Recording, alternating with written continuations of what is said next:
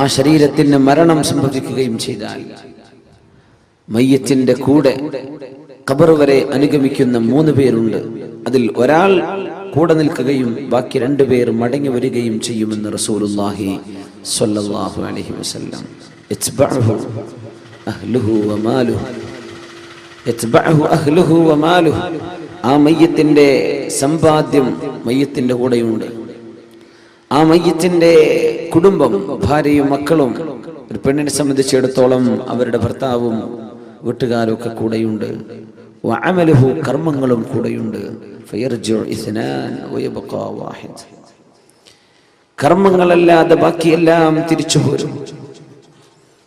ഭർത്താവിന്റെ കൂടെ മയ്യത്തിന്റെ കൂടെ ഖബറിൽ കിടക്കാൻ ഒരു പെണ്ണും ഒരുങ്ങാറില്ല. മരിച്ച ഭാര്യയുടെ കൂടെ ഖബറിൽ ഒരു ഭർത്താവും, ജീവനുള്ള ഒരു ഭർത്താവ് പോയി കിടക്കാറില്ല. എല്ലാവരും തിരിച്ചു പോരും. വയബ്ഖാ വാഹിദ്, ഒന്നേ ഒന്ന് മാത്രമാണ് അവശേഷിക്കുന്നത്. അമലുഹു, നമ്മളൊക്കെ ചെയ്തുകൊണ്ടിരുന്ന കർമ്മങ്ങൾ. നമ്മുടെ നോമ്പ്, നമ്മൾ സത്യം പറഞ്ഞത്, നമ്മൾ ആളുകളെ സഹായിച്ചത്, നമ്മൾ റിലീഫ് പ്രവർത്തനങ്ങൾ ചെയ്തത്, നമ്മൾ മറ്റുള്ളവർക്ക് വേണ്ടി പ്രാർത്ഥിച്ചു കൊടുത്തത്, നന്മ നമ്മൾ ചെയ്തത്, നന്മ പഠിപ്പിച്ചത്, സുന്നത്തുകൾ അനുസരിച്ച് ജീവിച്ചത്, ഈ കർമ്മങ്ങളെ ബാക്കിയുള്ളൂ. ബാക്കിയെല്ലാം തിരിച്ചു പോരും എന്ന് പരിശുദ്ധ റസൂലുള്ളാഹി സ്വല്ലല്ലാഹു അലൈഹി വസല്ലം. യാത്ര ചോദിക്കുമ്പോൾ നമ്മൾ ചിന്തിക്കേണ്ടത് ഇതാണ്: എൻ്റെ കൂടെ ആരാണ് ഇനി ബാക്കിയുള്ളത്?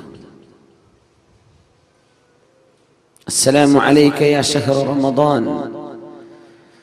പള്ളിയിലെ ഖതീബുമാർ മുഴുവനും ഇന്നലത്തെ ഖുതുബയിൽ അത് പറഞ്ഞു. റമദാൻ നിനക്ക് സലാം റമദാൻ.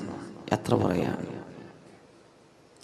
ഇനിയൊരിക്കൽ കാണുമോ എന്നറിയില്ല. റമദാൻ 1000 മാസങ്ങളെക്കാൾ പുണ്യമായൊരു രാവുമായി നീ ഇനിയൊരിക്കൽ വരുമ്പോൾ ഞാനിവിടെ ഉണ്ടാകുമോ എന്നറിയില്ല. റമദാൻ. അസ്സലാമു അലൈക യാ ശഹ്റൽ ബറകതി വർ-റിദ്വാൻ. അല്ലാഹുവിന്റെ റഹ്മത്തും പുണ്യവും ഒക്കെ എമ്പാടും തന്നിരുന്ന നിമിഷങ്ങൾ നീ ഞങ്ങളോട് യാത്ര പറയാനല്ലേ. ഇനി കാണുമോ നമ്മൾ? ഇനി ഇവിടെ വെച്ച് കാണും. നിനക്ക് സലാം റമദാൻ, നിനക്ക് സലാം. അല്ലാഹുമ്മ തസല്ലംഹു മിന്ന വസല്ലിം റമദാന ലനാ വസല്ലിംഹു ലനാ സാലിമീന ഗാനിമീൻ. അല്ലാഹുവേ, ഈ റമദാൻ യാത്ര ചോദിക്കുമ്പോൾ അതിന്റെ സർവ്വ പുണ്യങ്ങളും നേടിയെടുത്തവരായി നീ ഞങ്ങളെ മാറ്റിത്തരയണമേ എന്ന് പ്രാർത്ഥിക്കണം. അല്ലാഹു അങ്ങനെ ആക്കി തരുമാറാകട്ടെ. അല്ലാതെ റമദാൻ കേവലം ഒരു ആഘോഷ പരിപാടിയല്ല. ടെക്സ്റ്റൈൽസുകാരൊക്കെ എഴുതി വെക്കുന്ന റമദാൻ പെരുന്നാൾ ആശംസകൾ. ഈ റമദാൻ എന്ന് പറഞ്ഞത് പെരുന്നാളാണെന്ന് കാണുന്നവർ വിചാരിക്കുക. ഈ ക്ഷേത്രങ്ങൾക്കൊക്കെ പല പെരുന്നാളുണ്ട്. റമദാൻ പെരുന്നാൾ ആശംസകൾ അങ്ങനെ വായിച്ചു പോകുമെന്ന് പേടിയിട്ട് കോമിട്ടിട്ടില്ലെങ്കിൽ റമദാൻ സ്പേസ് കോമിട്ടിട്ട് റമദാനും പെരുന്നാളും ഒക്കെ ഇപ്പം തന്നെ ആശംസിക്കുകയാണ്. എന്താ ആശംസ? ഷോപ്പിങ്ങിന്റെ ആശംസയാണ് നമുക്ക് വേണ്ടത്? അല്ല, മഗ്ഫിറ, പാപമോചനത്തിൻ്റെത്, പാപങ്ങൾ പൊറുക്കപ്പെട്ട് കിട്ടുന്നതിൻ്റെത്, ദോഷങ്ങൾ പൊറുക്കപ്പെട്ട് കിട്ടണം, ശുദ്ധിയാവണം. ശ്വസിക്കാൻ ഓക്സിജനും കഴിക്കാൻ ഭക്ഷണവും ഒക്കെ സംവിധാനിച്ച അള്ളാഹുവിനോട്, ആ പടച്ച തമ്പുരാൻ നമ്മെ തൃപ്തിപ്പെടുന്നൊരവസ്ഥ, അള്ളാഹു നമ്മെ സന്തോഷിക്കുന്നൊരവസ്ഥ. റളിയല്ലാഹു അൻഹും വറളൂ അൻഹു ദാലിക ലിമൻ ഖശിയ റബ്ബഹ്. അള്ളാഹു അവരെ തൃപ്തിപ്പെട്ടിരിക്കുന്നു. റളിയല്ലാഹു അൻഹും വറളൂ അൻഹു, അവർ അള്ളാഹുവിലും തൃപ്തിപ്പെട്ടിരിക്കുന്നു. ദാലിക ലിമൻ ഖശിയ റബ്ബഹ്, ഈ സംതൃപ്തി അള്ളാഹു നൽകുന്നത് ലിമൻ ഖശിയ റബ്ബഹു, തന്റെ രക്ഷിതാവിനെ ആരാണോ പേടിച്ചത് അവർക്കാണ്. പേടിക്കുക എന്ന് പറഞ്ഞാൽ തെറ്റ് സംഭവിക്കുമ്പോൾ പേടിക്കണം, തെറ്റ് സംഭവിക്കുമോ എന്ന് പേടിക്കണം, അള്ളാഹുവിന്റെ കാരുണ്യത്തിൽ പ്രതീക്ഷിക്കണം. പക്ഷേ അള്ളാഹുവിനെ സംബന്ധിച്ചുള്ള ബോധം എപ്പോഴാണോ എപ്പോഴും ആർക്കാണോ ഉള്ളത് അവർക്കാണ് അള്ളാഹുവിന്റെ സംതൃപ്തി ലഭിക്കുന്നത്. വറിദ്വാനും മിനല്ലാഹി അക്ബർ, അള്ളാഹു നൽകുന്ന ഈ സംതൃപ്തിയാണ് ഏറ്റവും വലിയ അനുഗ്രഹം. പടച്ചവൻ എന്നിൽ സംതൃപ്തനാണ്. വിഷമങ്ങൾ വന്നാലും ലക്കൽ ഉത്ബാ ഹത്താ തർളാ, അള്ളാഹുവെ പരീക്ഷണങ്ങൾ നീ നൽകിയാൽ പോലും നിനക്ക് ഞങ്ങളോട് ദേഷ്യമില്ലെങ്കിൽ അള്ളാഹുവെ ഇതൊക്കെ ഞങ്ങൾ സഹിക്കാൻ ഒരുക്കമാണ്. അഷ്റഫുൽ ഖൽഖിന്റെ കാലിൽ നിന്ന് ചോര വന്നപ്പോൾ ദുആ ചെയ്ത പ്രാർത്ഥന അതാണ്. ത്വായിഫിൽ വിഷമിച്ചപ്പോൾ പ്രാർത്ഥിച്ചത് അതാണ്. ലക്കൽ ഉത്ബാ ഹത്താ തർളാ, ഇല്ലം യകും ബിക ഗളബുൻ ഫലാ ഉബാലി. അല്ലാഹുവേ, നിനക്കെന്നോട് ദേഷ്യമില്ലെങ്കിൽ ഈ വേദനയൊക്കെ ഞാൻ സഹിച്ചോളാം റബ്ബേ. നീ എന്നോട് കുപിതനല്ലെങ്കിൽ, നിനക്കെന്നോട് ഇഷ്ടമാണെങ്കിൽ ഈ വേദനകളെല്ലാം ഞാൻ സഹിച്ചോളാം അല്ലാഹ്. നീ എന്നോട് ദേഷ്യപ്പെടരുത് കേട്ടോ, നീ എന്നോട് ദേഷ്യപ്പെടരുത്. ഈ അള്ളാഹുവിന്റെ മർളാത്ത്, അള്ളാഹുവിന്റെ തൃപ്തി പരിശുദ്ധ റമദാൻ കഴിഞ്ഞു പോകുമ്പോൾ നമുക്ക് ലഭിച്ചിട്ടുണ്ടോ? മനസ്സിനുള്ളിലേക്ക് വരുന്നുണ്ടോ എൻ്റെ റബ്ബ് എന്നോട് പൊരുത്തപ്പെട്ടിരിക്കണം? മനസ്സിനുള്ളിലേക്ക് വരുന്നുണ്ടോ എൻ്റെ റബ്ബ് എന്നിൽ സംതൃപ്തനായിരിക്കണം? മനസ്സിനുള്ളിലേക്ക് ഒരാഗ്രഹം വരുന്നുണ്ടോ എൻ്റെ റബ്ബിനെ കാണാൻ എനിക്ക് കൊതിയുണ്ട്? മൻ അഹബ്ബ ലിഖാ അല്ലാഹി അഹബ്ബ അല്ലാഹു ലിഖാഅഹ് വമൻ കരിഹ ലിഖാ അല്ലാഹി കരിഹ അല്ലാഹു ലിഖാഅഹ്. മൻ അഹബ്ബ ലിഖാ അല്ലാഹ്, അല്ലാഹുവിനെ കാണണമെന്ന് ആരൊക്കെയാണോ കൊതിക്കുന്നത്, അഹബ്ബ അല്ലാഹു ലിഖാഅഹു, അവരെ കാണാൻ അല്ലാഹു കൊതിക്കും. ആരാണോ അല്ലാഹുവിനെ കാണാൻ കൊതിക്കുന്നത് അവരെ കാണാൻ അല്ലാഹുവിന് കൊതിയുണ്ട്. വമൻ കരിഹ ലിഖാ അല്ലാഹി കരിഹ അല്ലാഹു ലിഖാഅഹ്, അല്ലാഹുവിനെ കണ്ടുമുട്ടാൻ ആരാണോ വെറുക്കുന്നത് അവരെ കാണാൻ അല്ലാഹുവിനും വെറുപ്പാണെന്ന് റസൂലുള്ളാഹി സ്വല്ലല്ലാഹു അലൈഹി വസല്ലം. ബിലാൽ ഇബ്നു റബാഹ് റളിയല്ലാഹു അൻഹു വഫാത്താകാൻ കിടക്കുമ്പോ, മരിക്കാൻ കിടക്കുമ്പോ, വാ കർബാ വാ സൗജാ, എന്റെ സങ്കടമേ, എന്റെ ഭർത്താവിന്റെ വിയോഗമേ എന്ന് പറഞ്ഞ് പൊട്ടിക്കരയുന്ന ഭാര്യയോട്, വാ സഅദാ വാ ഫർഹാ ഗദൻ നൽഖൽ ഹബ്ബ മുഹമ്മദൻ വസുഹ്ബ. എന്തിന് പെണ്ണെ നീ കരയണം? ഭർത്താവ് പറഞ്ഞു കൊടുക്കുക ഭാര്യയോട്, നീ എന്തിനായി കരയുന്നത്? ഗദൻ നൽഖൽ ഹബ്ബ, നാളെയാണ് നമ്മൾ പ്രിയപ്പെട്ട സുഹൃത്തുക്കളെ കാണാൻ പോകുന്നത്. നാളെയാണ് ഞാൻ മരിച്ചാൽ ഞാൻ എൻ്റെ കൂട്ടുകാരെ കാണാൻ പോവുകയാണ്. മുഹമ്മദൻ വസുഹ്ബ, മുഹമ്മദ് നബി തങ്ങളെയും അവിടുത്തെ സ്വഹാബികളെയും കാണാൻ പോകുന്ന പോക്കല്ലേ ഞാൻ ഈ പോകുന്നത്. എന്തിനാ നീ കരയുന്നത്? എനിക്ക് കരയാൻ തോന്നുന്നില്ല. ബിലാൽ ഇബ്നു റബാഹ് റളിയല്ലാഹു അൻഹു, മൻ അഹബ്ബ ലിഖാ അല്ലാഹ്, എൻ്റെ റബ്ബിനെ കാണാൻ എനിക്ക് കൊതിയുണ്ടെന്ന് ആഗ്രഹിക്കുന്നവരെ അവരെ കാണാൻ അല്ലാഹുവിന് കൊതിയുണ്ട്. ഇത് പറഞ്ഞപ്പോ ആയിഷ റളിയല്ലാഹു അൻഹ പറഞ്ഞു, അല്ലാഹുവിന്റെ റസൂലേ, കുല്ലുനാ നക്റഹുൽ മൗത്ത്, ഞങ്ങൾക്കൊക്കെ മരിക്കൽ വെറുപ്പാണല്ലോ നബിയേ. ഞങ്ങൾക്കൊക്കെ അത് വെറുപ്പാണല്ലോ, ഞങ്ങൾക്കൊക്കെ അത് വെറുപ്പാണല്ലോ നബിയേ. പിന്നെ എങ്ങനെ അള്ളാഹുവിനെ കാണാൻ ഇഷ്ടപ്പെടാൻ ഞങ്ങൾക്ക് എങ്ങനെ കഴിയും? ഞങ്ങൾക്ക് മരിക്കാൻ ഇഷ്ടമല്ലല്ലോ. ആയിഷ ബീവി, അത് സ്വാഭാവികമാണ്.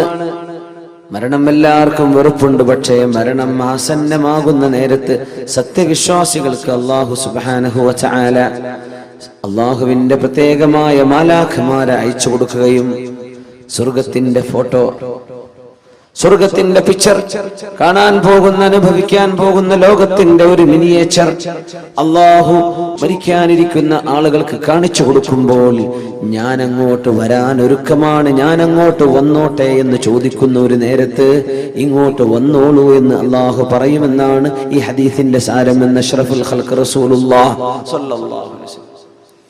ദുനിയാവിന്ന് വിട പറയാൻ തുടങ്ങുമ്പോൾ നമ്മുടെ സെൻസുകളൊക്കെ, ഈ കാണുന്ന ലിമിറ്റുകളൊക്കെ ഭേദിച്ചുകൊണ്ട് വർക്ക് ചെയ്യാൻ തുടങ്ങുന്ന നമുക്ക് മാലാഖമാരെ കാണാൻ പറ്റുന്നില്ല. പക്ഷെ മരിക്കാൻ കിടക്കുന്ന മനുഷ്യന് മലക്കുകളെ കാണാൻ പറ്റുന്ന, മരിക്കിച്ച് കഴിഞ്ഞാൽ തന്നെ കാണും, മരണത്തിന് മുമ്പ് തന്നെ കാണാൻ തുടങ്ങും. മരണത്തിന് മുമ്പ് കാണുന്ന, ഏകദേശം മരണത്തോടടുത്ത് കഴിഞ്ഞാൽ നമ്മുടെ സെൻസുകൾ, നമ്മുടെ സെൻസറി ഫാക്കൽറ്റി, ഇതിൻ്റെയൊക്കെ ഡൈമെൻഷൻസ്, അതിൻ്റെയൊക്കെ പരിധികളൊക്കെ വർദ്ധിക്കുകയാണ്. പിന്നെ കാണാൻ പറ്റാത്തൊക്കെ കാണാൻ തുടങ്ങും. സ്വർഗം കണ്ടുകൊണ്ട് പോകുന്നവരുണ്ട്, നരകം കണ്ടുപോകുന്നവരുണ്ട്. അല്ലാഹു കാത്തുരക്ഷിക്കുമാറാകട്ടെ. യുസബ്ബിതുല്ലാഹു അല്ലദീന ആമനൂ ബിൽഖൗലി الثابت في الحياة الدنيا وفي الآخرة. അല്ലാഹു പറഞ്ഞ പോലെ ജീവിക്കുന്ന ആളുകളെ ഈ ലോകത്തും നാളെ പരലോകത്തും അല്ലാഹു പിടിച്ചു നിർത്തും. യുസബ്ബിത്, സബാത്ത്, സ്റ്റെബിലിറ്റി അല്ലാഹു നൽകും. ഒരിക്കലും അൺഷേക്കബിൾ ഫെയ്ത്ത്, അനങ്ങാത്ത, ആടിയുലയാത്ത വിശ്വാസം അല്ലാഹു നൽകും. ലല്ലദീന ആമനൂ, സത്യവിശ്വാസികൾക്ക്. അള്ളാഹു നമുക്കൊക്കെ ഭാഗ്യം നൽകട്ടെ. ആമീൻ യാ റബ്ബൽ ആലമീൻ. വലിയ ബേജാറിലാണ് നമ്മുടെയൊക്കെ ജീവിതം. അള്ളാഹുവിന്റെ ഹബീബിന്റെ ശരീരത്തിൽ ഏതാനും ചില രോമങ്ങൾ നരച്ചു കണ്ടപ്പോ മഹാനായ സിദ്ദീഖുൽ അക്ബർ റളിയല്ലാഹു അൻഹു പറഞ്ഞു, അജ്ജല ഇലൈക ശൈബു യാ റസൂലല്ലാഹ്. നബിയെ, അങ്ങേക്ക് പെട്ടെന്ന് നര ബാധിച്ചുവല്ലോ റസൂലേ സ്വല്ലല്ലാഹു അലൈഹി വസല്ലം. അന്ന് അറബികൾക്ക് സ്വാഭാവികമായും നരബാധ തുടങ്ങുന്ന പ്രായം 70 വയസ്സ് മുതലാണ്. ഹബീബായ തങ്ങൾക്ക് മദീനയിൽ എത്തുമ്പോഴേക്കും നരച്ചിട്ടുണ്ട്. അജ്ജല ഇലൈഹി ശൈബ്, തങ്ങളെക്കാൾ പ്രായമുള്ള എല്ലാവരും ആർക്കും നരച്ചിട്ടില്ല. സിദ്ദീഖ് തങ്ങൾ ഇത് കണ്ടുകൊണ്ട് ചോദിച്ചു, അജ്ജല ഇലൈക ശൈബു യാ റസൂലല്ലാഹ്. നബിയെ, നിങ്ങൾക്ക് എന്തേ ഇങ്ങനെ സംഭവിക്കാൻ കാരണം? തങ്ങൾ പറഞ്ഞ വാക്കെന്താ അറിയോ? ശയ്യബത്നി ഹൂദുൻ വഅഖവാതുഹാ. സൂറത്ത് ഹൂദും ഹൂദ് സൂറത്തും അതിന്റെ പരിസരത്തുള്ള സൂറത്തുകളും ഒക്കെയാണ് എനിക്ക് ഇങ്ങനെ നിരവരാൻ കാരണമെന്ന് റസൂലുള്ളാഹി സ്വല്ലല്ലാഹു അലൈഹി വസല്ലം. ഈ സൂറത്തിന്റെ ആശയങ്ങൾ കേട്ടപ്പോഴാണ് എനിക്ക് ഇങ്ങനെ വന്നത്. ഇബ്നു അബ്ബാസ് റളിയല്ലാഹു അൻഹു ചോദിച്ചു, നബിയെ, മാ ശയ്യബക മിൻ ഹൂദിൻ വഅഖവാതിഹാ, മാ ശയ്യബക മിൻ ഹൂദിൻ വഅഖവാതിഹാ. സൂറത്ത് ഹൂദിൽ നിന്നും അതിന്റെ അടുത്തുള്ള സൂറകളിൽ നിന്നും അങ്ങയെ നിരബാധിപ്പിക്കാൻ മാത്രം വിഷമിപ്പിച്ച വാക്കുകൾ എന്താണ് നബിയെ? ഖൗലുഹു തആല ഫസ്തഖിം കമാ ഉമിർത്. നബിയെ, നിങ്ങളോട് എങ്ങനെയാണോ നേരെ നിൽക്കാൻ പറഞ്ഞത് അങ്ങനെ നേരെ നിൽക്കണം കേട്ടോ. ഫസ്തഖിം കമാ ഉമിർത്. നിങ്ങളോട് എങ്ങനെയാണോ നേർവഴിയിൽ നിൽക്കാൻ ഞാൻ പറഞ്ഞത്, ലവലേശം വഴി തെറ്റാതെ നിങ്ങൾ നേർവഴിയിൽ നിൽക്കണം എന്ന അല്ലാഹുവിന്റെ വചനം ഉൾക്കൊള്ളപ്പോൾ, അതിനെ സംബന്ധിച്ച് ചിന്തിച്ചപ്പോൾ എനിക്ക് പേടി വന്നതാണെന്ന് അഷ്റഫുൽ ഖൽഖ് റസൂലുള്ളാഹി സ്വല്ലല്ലാഹു അലൈഹി വസല്ലം. ഫസ്തഖിം കമാ ഉമിർത്. ഞാൻ എങ്ങനെയാ പറഞ്ഞത് അങ്ങനെ നേർവഴിക്ക് ജീവിക്കണം കേട്ടോ. നമ്മളിതൊക്കെ അങ്ങ് ഓതിപ്പോകുന്നുണ്ട് വളരെ കൂളായിട്ട്, നമുക്കൊരു പേടിയും തോന്നിയിട്ടില്ല, നമ്മളൊന്നും ആലോചിച്ചിട്ടില്ല. ഫസ്തഖിം കമാ ഉമിർത്. ഞാൻ പറഞ്ഞ പോലെ ജീവിക്കണം കേട്ടോ, പറഞ്ഞ പോലെ ജീവിക്കണം. അതാ വാക്കിന്റെ അർത്ഥം. അതെനിക്ക് സാധ്യമാകുമോ?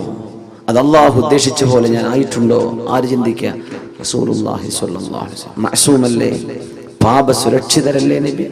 നിബിതങ്ങൾക്ക് പാപങ്ങളില്ലല്ലോ. പാപങ്ങളിൽ നിന്ന് പ്രൊട്ടക്ഷൻ. ഗഫറല്ലാഹു ലക മാ തഖദ്ദമ മിൻ ദംബിക വമാ തഅഖറ. ഐ സതറല്ലാഹ്. അല്ലാഹു നിങ്ങൾക്ക് പാപങ്ങൾക്കിടയിൽ മറവച്ചിട്ടില്ലേ നബിയെ? അങ്ങനത്തെ നബിയല്ലേ, നിങ്ങൾ എന്തിനാ പേടിക്കുന്നത്? പക്ഷെ ഹബീബിന് പേടിയാണ്. നമ്മൾ എന്തൊരു ധൈര്യത്തിലാണെന്നറിയാം. സ്വഹാബത്തിന് ധൈര്യം കിട്ടിയിട്ടില്ല. സ്വർഗത്തിലേക്ക് പോകുമെന്ന് പറഞ്ഞാൽ പോലും സ്വഹാബികൾക്ക് ധൈര്യമായിട്ടില്ല. ഹുദൈഫത്ത് റളിയല്ലാഹു അൻഹു സാഹിബു സിദ്ദി റസൂലില്ലാഹ്, അല്ലാഹുവിന്റെ റസൂലിന്റെ സ്വകാര്യതകൾ അറിഞ്ഞിരുന്ന സ്വഹാബിയാണ്. സീക്രട്ടുകൾ, സെക്രട്ടറി എന്ന് പറഞ്ഞതിന്റെ അർത്ഥം അതാണ്. സെക്രട്ടറി എന്ന് പറഞ്ഞാൽ എന്താ? സീക്രട്ടുകൾ സൂക്ഷിക്കുന്ന ആള്, കുറെ രഹസ്യങ്ങളൊക്കെ സൂക്ഷിക്കുന്ന ആൾക്കാണ് നമ്മൾ സെക്രട്ടറി എന്ന് പറയാം. ഹബീബിന്റെ സെക്രട്ടറിയാണ് മഹാനായ ഹുദൈഫത്ത് റളിയല്ലാഹു തആല അൻഹു. മദീനയിലെ കപടവിശ്വാസികളുടെ പേരുകൾ എന്തൊക്കെയാണെന്ന് വിവരം കൊടുത്തു അല്ലാഹുവിന്റെ റസൂലിന് സ്വല്ലല്ലാഹു അലൈഹി വസല്ലം. അല്ലാഹുവിന്റെ വിവരം കൊടുത്തു. മദീനയിൽ അല്ലാഹുവിന്റെ റസൂലിന്റെ കൂടെ നിസ്കരിക്കാൻ പള്ളിയിലേക്ക് വരുന്ന ചില ആളുകൾ, അവരുടെ ഉള്ളിൽ ഇസ്ലാമിനോടുള്ള സ്നേഹമില്ല. അവരുടെ ഉള്ളിൽ ഏകനായ അല്ലാഹുവാണ് ഈ ലോകത്തെ പടച്ചവൻ എന്ന വിശ്വാസമില്ല. പക്ഷേ എന്തോ ചില ലാഭം കിട്ടാൻ വേണ്ടി നബിയോടുകൂടെ നിസ്കരിക്കാൻ വരും. യുദ്ധത്തിന് ചിലപ്പോൾ പോകും. എങ്ങാണ്ടും നാശം സംഭവിക്കുന്ന കണ്ടാൽ ഒരു പിന്തിരിഞ്ഞോടും. അങ്ങനത്തെ കുറച്ച് ആൾക്കാരുണ്ട്. ഇവരുടെ പേര് വിവരം അല്ലാഹു അറിയിച്ചു കൊടുത്തു അഷ്റഫുൽ ഖൽഖിന് സ്വല്ലല്ലാഹു അലൈഹി വസല്ലം. ഒരു ലിസ്റ്റ് 20 ആളുകളുടെ പേരുകൾ. ഇവരൊക്കെ നബിയെ മുനാഫിക്കുകളാണ്, കപടവിശ്വാസികളാണ്. ആ പേര് വിവരം കിട്ടിയപ്പോ ഹുദൈഫ റളിയല്ലാഹു അൻഹു പറഞ്ഞു, ഇത് ഞാൻ ആർക്കും പറഞ്ഞു കൊടുക്കൂല, ഇത് ഞാൻ ആർക്കും പറഞ്ഞു കൊടുക്കൂല. അല്ലാഹുവിന്റെ റസൂലിന്റെ സ്വകാര്യമാണ്, രഹസ്യമാണ്. അത് ഏറ്റവും വലിയ അത്ഭുതം എന്താ അറിയോ? ഒരാൾ കപടവിശ്വാസിയാണെന്ന് അറിഞ്ഞിട്ടും നീ കാപട്യമുള്ള ആളല്ലേ എന്ന് അവരോട് മുഖത്ത് നോക്കി പറയൂല റസൂലുള്ളാഹി സ്വല്ലല്ലാഹു അലൈഹി വസല്ലം. അതാണ് തന്റെ പ്രത്യേകത. അവർക്ക് തോന്നുന്നു നബിന്റെ വലിയ ഫ്രണ്ടാണ്. എല്ലാവർക്കും അങ്ങനെ തോന്നുക. അതാണ് അഷ്റഫുൽ ഖൽഖിന്റെ സ്വഭാവം സ്വല്ലല്ലാഹു അലൈഹി വസല്ലം. മുഖത്ത് നോക്കി പറയും. പക്ഷെ തങ്ങൾക്കറിയാം ഇവർക്ക് അവിടെ വിശ്വാസികളാണ്, ഇവരുടെ ഉള്ളിൽ ഇതില്ല എന്ന് തങ്ങൾക്കറിയാം. പക്ഷെ തങ്ങളത് മുഖത്ത് നോക്കി പറയൂല. ആ വിവരം കൈമാറി. ഇങ്ങനെ ഒരു ലിസ്റ്റ് ഹുദൈഫ റളിയല്ലാഹു അൻഹുവിന്റെ കയ്യിൽ കിട്ടി എന്നറിഞ്ഞപ്പോൾ ഉമറുൽ ഫാറൂഖ് റളിയല്ലാഹു അൻഹു പിന്നാലെ കൂടിയിട്ട് ചോദിച്ചു, യാ ഹുദൈഫ, ഹുദൈഫ, ഹുദൈഫ, ആ പേരെനിക്കൊന്ന് പറഞ്ഞു തരോ? ഇല്ല, ഞാൻ പറഞ്ഞു തരൂല. ഹുദൈഫ, നിങ്ങൾ ആ പേരുകൾ എനിക്കൊന്ന് വെളിപ്പെടുത്തി തരുമോ എന്ന് ചോദിച്ചു ഉമറുൽ ഫാറൂഖ് റളിയല്ലാഹു അൻഹു. ഇല്ല. എന്നാൽ ഹുദൈഫ, ഞാനൊന്ന് ചോദിച്ചോട്ടെ, നിങ്ങൾക്ക് അല്ലാഹുവിന്റെ റസൂൽ പറഞ്ഞു തന്ന പേരുകളിൽ ഉമർ ഇബ്നുൽ ഖത്താബ് എന്ന പേരുണ്ടോ എന്ന് എനിക്കൊന്ന് പറഞ്ഞു തരുമോ? ആരാ ചോദിച്ചത്? ഉമറുൽ ഫാറൂഖ് റളിയല്ലാഹു അൻഹു. ഈ പറഞ്ഞ പേരുകളിൽ ഉമർ ഇബ്നുൽ ഖത്താബ് എന്ന പേരുണ്ടോ ഹുദൈഫ? ഇല്ല ഉമറേ, നിങ്ങളുടെ പേരതിലില്ലെന്ന് പറഞ്ഞപ്പോഴാണ് അൽഹംദുലില്ലാഹ്, അച്ചവനെ, നീ എന്നെ കപട വിശ്വാസിയാക്കിയില്ലല്ലോ, നീ എന്നെ രക്ഷപ്പെടുത്തിയിട്ടുണ്ടല്ലോ. ഉമർ തങ്ങൾക്ക് പേടിയാണ്. നമ്മളൊരു ഹജ്ജ് ചെയ്ത് വരുമ്പോഴേക്കും മാഷാ അല്ലാഹ് സ്വർഗത്തേക്ക് പോകാൻ ടിക്കറ്റ് കൈ കിട്ടിയെന്ന വിചാരം. നമ്മൾ ഉംറക്ക് പോയി വന്ന് റമദാൻ 27 പള്ളിയിൽ ഇരുന്നാൽ നമ്മളങ്ങ് ധൈര്യപ്പെട്ടു. ഉമർ തങ്ങൾ ചോദിക്കും, എന്റെ പേരതിലുണ്ടോ? ഇന്നൽ മുനാഫിഖീന ഫി ദർക്കിൽ അസ്ഫലി മിനൻ നാർ, കപട വിശ്വാസികൾ, hypocrites are in the lowest stage of the hellfire, ഏറ്റവും നരകത്തിന്റെ ഏറ്റവും താഴേക്കിടയിലുള്ള താഴെ തട്ടിലാണെന്നാണ് കപട വിശ്വാസികൾ, ഏറ്റവും ചൂടുള്ള ഭാഗത്ത്. ഞാൻ അതിലുണ്ടോ എന്ന് പേടിക്കുന്ന ഉമർ റളിയല്ലാഹു അൻഹു ഒരാടറുത്ത് മാംസം കറി വെച്ച നേരത്തെ പറഞ്ഞു പോയിട്ടുണ്ട്. ഇതേ ഉമർ ഇബ്നുൽ ഖത്താബ് റളിയല്ലാഹു അൻഹു ഇതേ വാക്കുകൾ പറഞ്ഞു പോയിട്ടുണ്ട്. ആ വാക്കുകൾ, അല്ലാഹുവേ, ഞാൻ ഒരു ആട്ടിൻ കുട്ടിയായി ജനിക്കുകയും എന്നെ ആളുകൾ അറുക്കുകയും മാംസമായി കഴിക്കപ്പെടുകയും ചെയ്ത് നാളെ പരലോകത്ത് ഞാൻ ഒരുമിച്ച് കൂട്ടപ്പെടുമ്പോൾ കൂനൂ തുറാബാ, നിങ്ങൾ മണ്ണുകളായി മാറിക്കോളൂ എന്ന് പറയപ്പെടാൻ മാത്രം ഒരു ജീവിയായി മാറിയിരുന്നെങ്കിൽ എത്ര നന്നായിരുന്നേനെ. ആര്? യാ ഉമർ, ഉമറേ, ലൗ സലക്ത ഫജ്ജൻ ലസലക ശൈത്വാനു ഫജ്ജൻ ഗൈറ ഫജ്ജിക യാ ഉമർ. ഉമറേ, നിങ്ങളൊരു വഴിക്ക് ഇങ്ങനെ നടന്നു വന്നാൽ പിശാച് ആ വഴിക്ക് നടന്നു വരികയില്ല ഉമറേ, നിങ്ങളെ കണ്ടാൽ പിശാച് പോലും പേടിക്കുമെന്ന് പറഞ്ഞ ഉമറുൽ ഫാറൂഖ് റളിയല്ലാഹു അൻഹു. പിശാച് പോലും വരില്ല ആ വഴിക്ക്. ഹബീബിന്റെ മുമ്പിൽ ഖുറൈശികളായ ഒരുപാട് പെണ്ണുങ്ങൾ വന്ന് നബി തങ്ങളുടെ വീട്ടുകാരോട് തമാശ പറഞ്ഞ് ചിരിക്കുന്ന സമയത്ത് മഹാനായ ഉമർ ഫാറൂഖ് റളിയല്ലാഹു അൻഹു വീട്ടിലേക്ക് കയറി വന്നപ്പോ എല്ലാവരും ഓടി ഒളിച്ച നേരത്ത് അല്ലാഹുവിന്റെ റസൂൽ പറഞ്ഞു, മനുഷ്യരിലെയും ജിന്നുകളിലെയും ശൈത്താന്മാർക്ക് ഉമറിനെ പേടിയാണല്ലോ. എല്ലാവരും ഓടി ഒളിച്ചു. അങ്ങനത്തെ ഉമർ തങ്ങളാണ് ഞാൻ നാളെ രക്ഷപ്പെടുമെന്ന് ചിന്തിക്കുന്നത്. റബ്ബനാ തഖബ്ബൽ മിന്നാ ഇന്നക അൻതസ് സമീഉൽ അലീം. കഅബാലയം പണിതീർത്തുകയും കഅബാലയത്തിന്റെ കല്ലുകൾ പെടുത്തു വെക്കുകയും ചെയ്തതിന്റെ ശേഷം, അല്ലാഹുവേ, ഞാനും എന്റെ പുത്രൻ ഇസ്മാഈൽ നബിയും ചെയ്തു വെച്ച ഈ കർമ്മം നീ അങ്ങ് സ്വീകരിക്കണേ അല്ലാഹ്. ആര് ദുആ ചെയ്തു? ഇബ്രാഹിം അലൈഹിസ്സലാം. റബ്ബനാ തഖബ്ബൽ മിന്നാ ഇന്നക അൻതസ് സമീഉൽ അലീം. എല്ലാം കേൾക്കുന്ന പടച്ചവനെ, എല്ലാം അറിയുന്ന പടച്ചവനെ, ഞങ്ങളുടെ മനസ്സിന്റെ ഉദ്ദേശങ്ങൾ അറിയുന്ന അല്ലാഹ്, ഈ കർമ്മം നീ ഞങ്ങളിൽ നിന്ന് സ്വീകരിക്കണമേ. റമദാൻ കഴിഞ്ഞു പോകുമ്പോ ഈ റമദാൻ ഞങ്ങളിൽ നിന്ന് സ്വീകരിക്കണേ. നമ്മൾ അങ്ങനെ ദുആ ചെയ്തിട്ടുണ്ടോ? നോമ്പ് നോറ്റു, അല്ലാഹുമ്മ ലക സുംതു വഅലാ റിസ്ഖിക അഫ്തർതു, നീ തന്ന ഭക്ഷണം കഴിച്ച് നോമ്പ് ഞാൻ മുറിച്ചു റബ്ബേ.